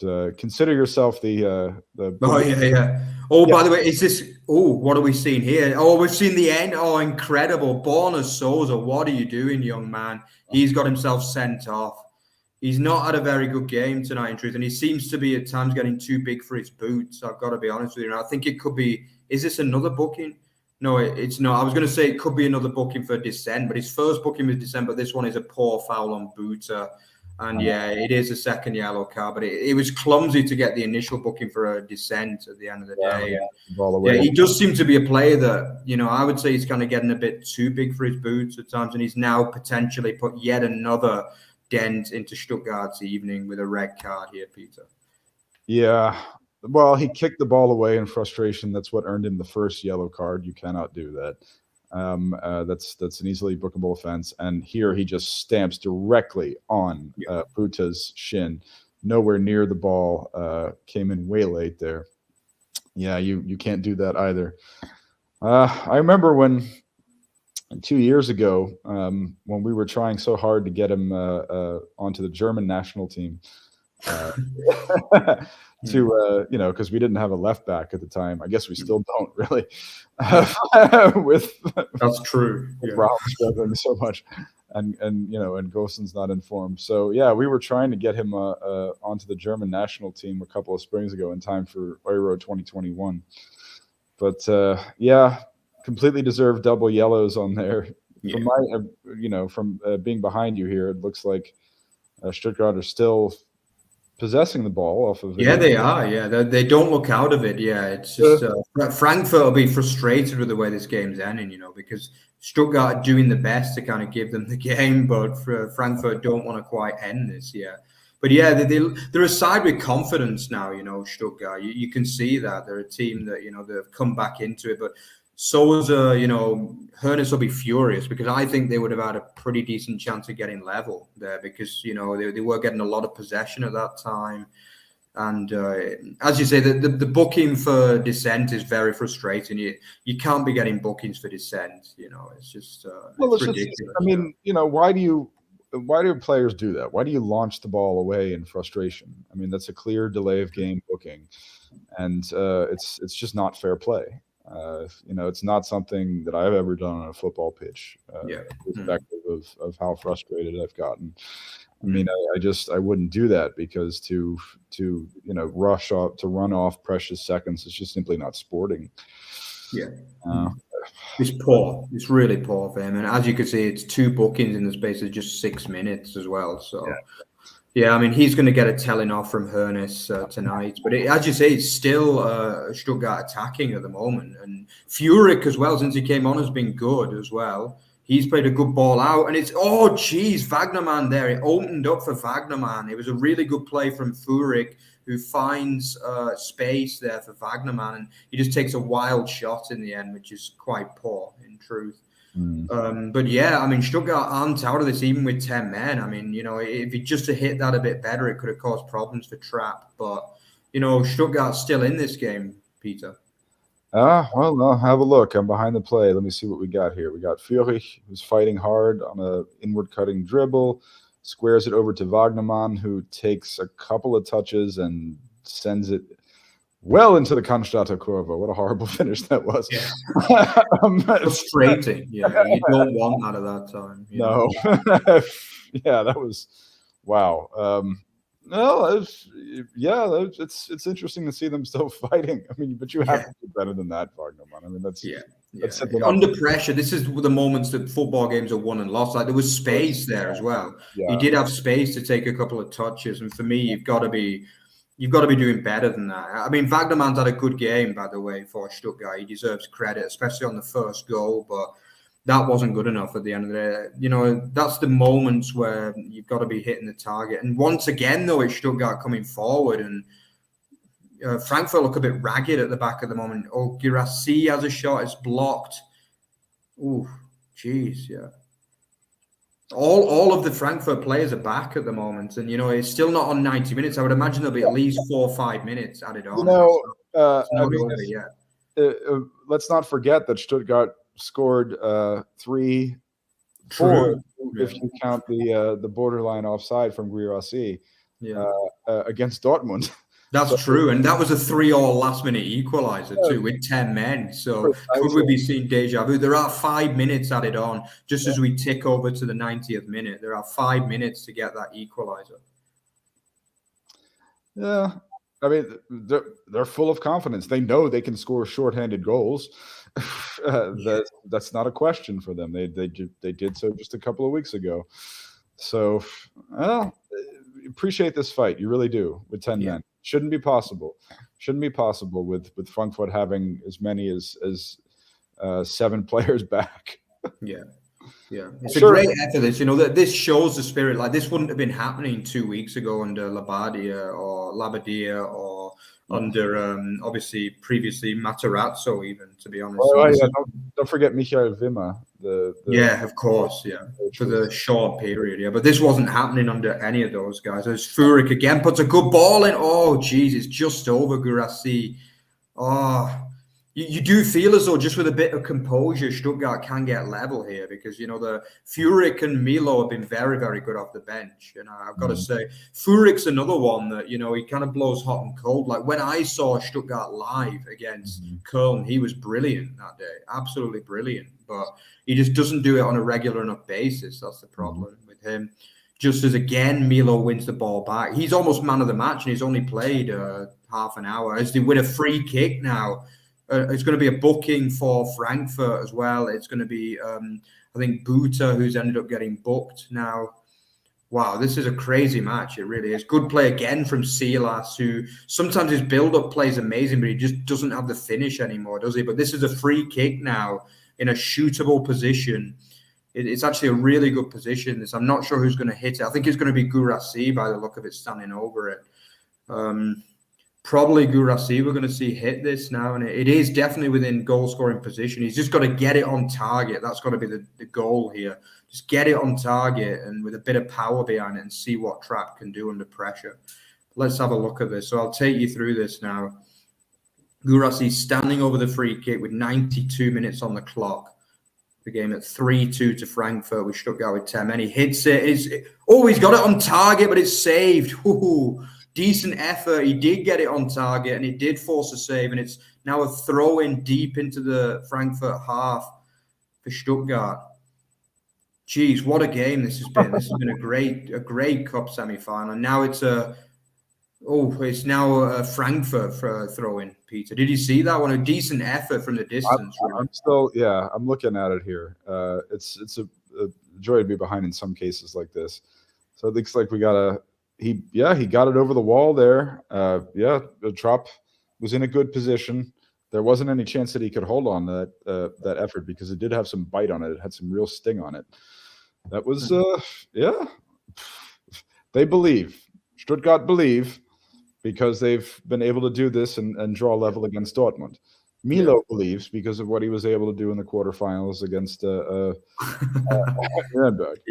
But he's been brilliant since he came on today. You know, he's another player that looks like he's got quality as well. If he can just be a bit more consistent, just as a couple of bookings as well from Fred. There's been a lot of bookings and foul play in this game as well. It's had just about everything, hasn't it, Peter? Really, I mean, Buta got booked, and now Lenz for time wasting has just got booked.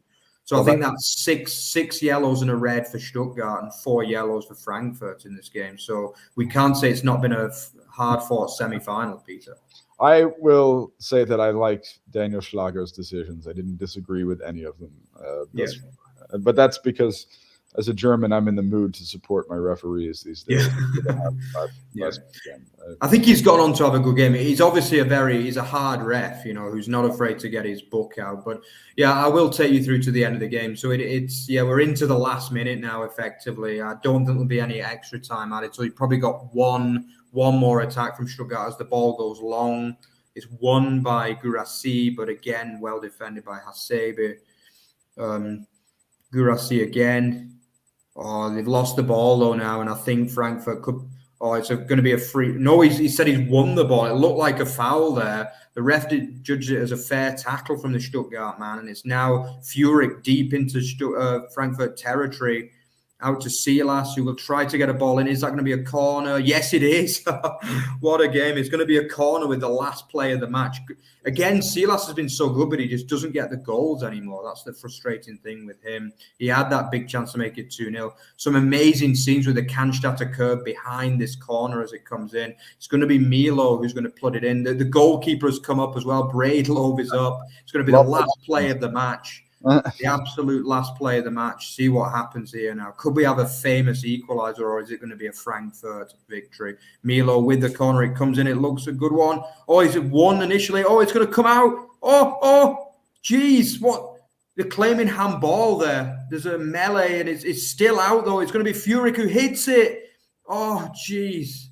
Oh, and it's offside. I think that's the game. That's going to be the game. But what a frantic finish there. Jeez. Let me see if there's a handball there. They are checking this, actually. They're going to have a double. They're going to have a look if this could potentially be a handball. Oh, Lord. It just looked like a melee. It kind of hits a few players. I mean, for me, it'll be a harsh one if it's given, but I think they are going to check it again. It looked like it came off of Buta, or maybe that was Ibimbe's shoulder. Yeah, I don't think it was a hand, to be honest. I don't think there was anything in there, no. I think the full-time whistle is going to go, and it's going to be Frankfurt winning. But they've not made easy work of this the last 10 minutes at all. We will see. We'll double-check, but I think they are still checking this, by the way. It's going to be a real nerve-wracking minute. Okay. The problem is, though, is that let me see. What's he giving it? He's going to the board. The referee's going to the board to check it. No way is this happening. We all know that what usually happens when the referee's going to the board. It's possible because he does have his. I mean, he has his arm out.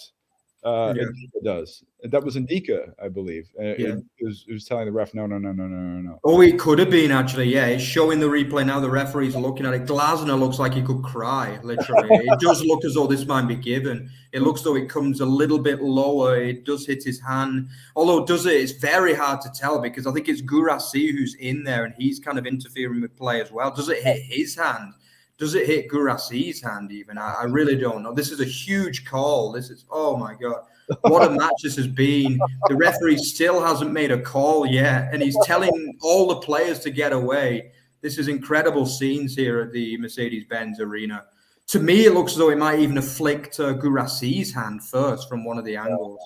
What's the ref going to give here? Jeez, I've got my head in my hand. I'm nervous, and I don't even support either of these teams. Well, you can't. Yeah, come on. It comes off of Guirassy's hand first. And I think so, yeah. That angle, the referee's going to make his decision. It's no penalty. And it looks as though that's going to be it. Yeah, geez. Crazy end to the match.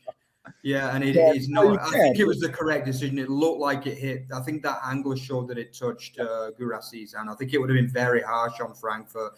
Oliver Glasner looks like he's living a second life there. I think he thought that it was going to be a penalty and that his dream of making a cup final was going to be over. A second cup final in 2 years.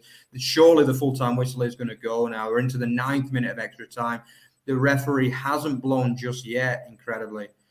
This has been a memorable cup semi-final. Really, I've really enjoyed this game. It's been brilliant. I absolutely have, yeah.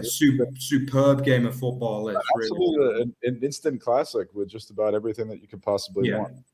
I think he will go down as a classic semi-finalist in Germany, and the ref still hasn't blown the whistle. Incredibly, he has now, though. The hands go up from Hasebe and Oliver Glasner.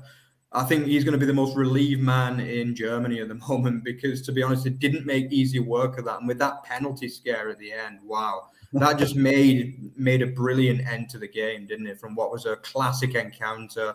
But the full-time whistle has gone. It's finished Stuttgart 2, Frankfurt 3. So it's going to be a very entertaining final as well. The final in the Olympiastadion on the 3rd of June is going to be RB Leipzig versus Eintracht Frankfurt. I think we know who most of Germany will be supporting, apart from maybe a small section of Saxony. But yeah, definitely, I think the vast majority will be on Frankfurt. But what a semi-final, Peter. How would you sum that one up? I can't sum it up. I mean, we had 5 goals. We had several shorthanded goals, or one shorthanded goal when we had already written everything off. We had actually very, very good officiating throughout. Schlager made all of the correct calls right down to that one at the very end. Yeah. Checking that out on the board, it does come off of Guirassi's arm first before it hits Buta. He was absolutely right to wave that one off. Daniel Schlager was. And wow, I mean, just an incredibly entertaining affair from start to finish from that early goal that we got. And it was never boring. I mean, sometimes on these watch-alongs, we find ourselves, talking about football in general, difference between German football culture and English football culture, which we did a little bit tonight, and nothing wrong with that. Yeah. But in this case, the game had us absolutely enraptured. Yeah. It was brilliant. Yeah. Yes, absolutely. I hope that as many people as possible got a chance to check it out, because it was an absolutely brilliant DFB Pokal semifinal, the best that I've seen in a very, very long time. It was that was a classic, no doubt about it. Yeah, it was right until the last second, basically. It was tense, wasn't it? And both teams can be happy with the performance, really. Stuttgart lost, but they didn't play badly by any means. I guess a case of missed chances from them. They'll be looking back to that Thiago Tomas chance at the end of the first half. If that was 2-0, then who knows? But I mean, credit to Frankfurt for their second half performance. I thought they were really good. And then credit again to Stuttgart for that last 10 minutes, because, they made a game of it despite being 3-1 down. And really, really entertaining game. And I think, Peter, that's the second watch along we've done in a row where there's been 5 goals. So obviously the Leverkusen one as well. Yeah. Absolutely. Yeah. Well, it's always a pleasure, Mark. It really is. And, look forward to getting over there and doing some match day vlogs with you. I guess the big story in German football this week was, one of the big stories was that Düsseldorf will be allowing us all in for free. Definitely. Check that out as well. That is, we need to talk about that and do a special on that at some stage before the end of the season too. But thanks a lot, guys, for watching. We're going to have to catch our breath after that one. But fantastic. It is going to be Leipzig versus Frankfurt in the final. And hopefully we'll have a watch along for that to do with you as well. I'm sure of it. So, thank you very much, guys. And see you next time. Bye-bye.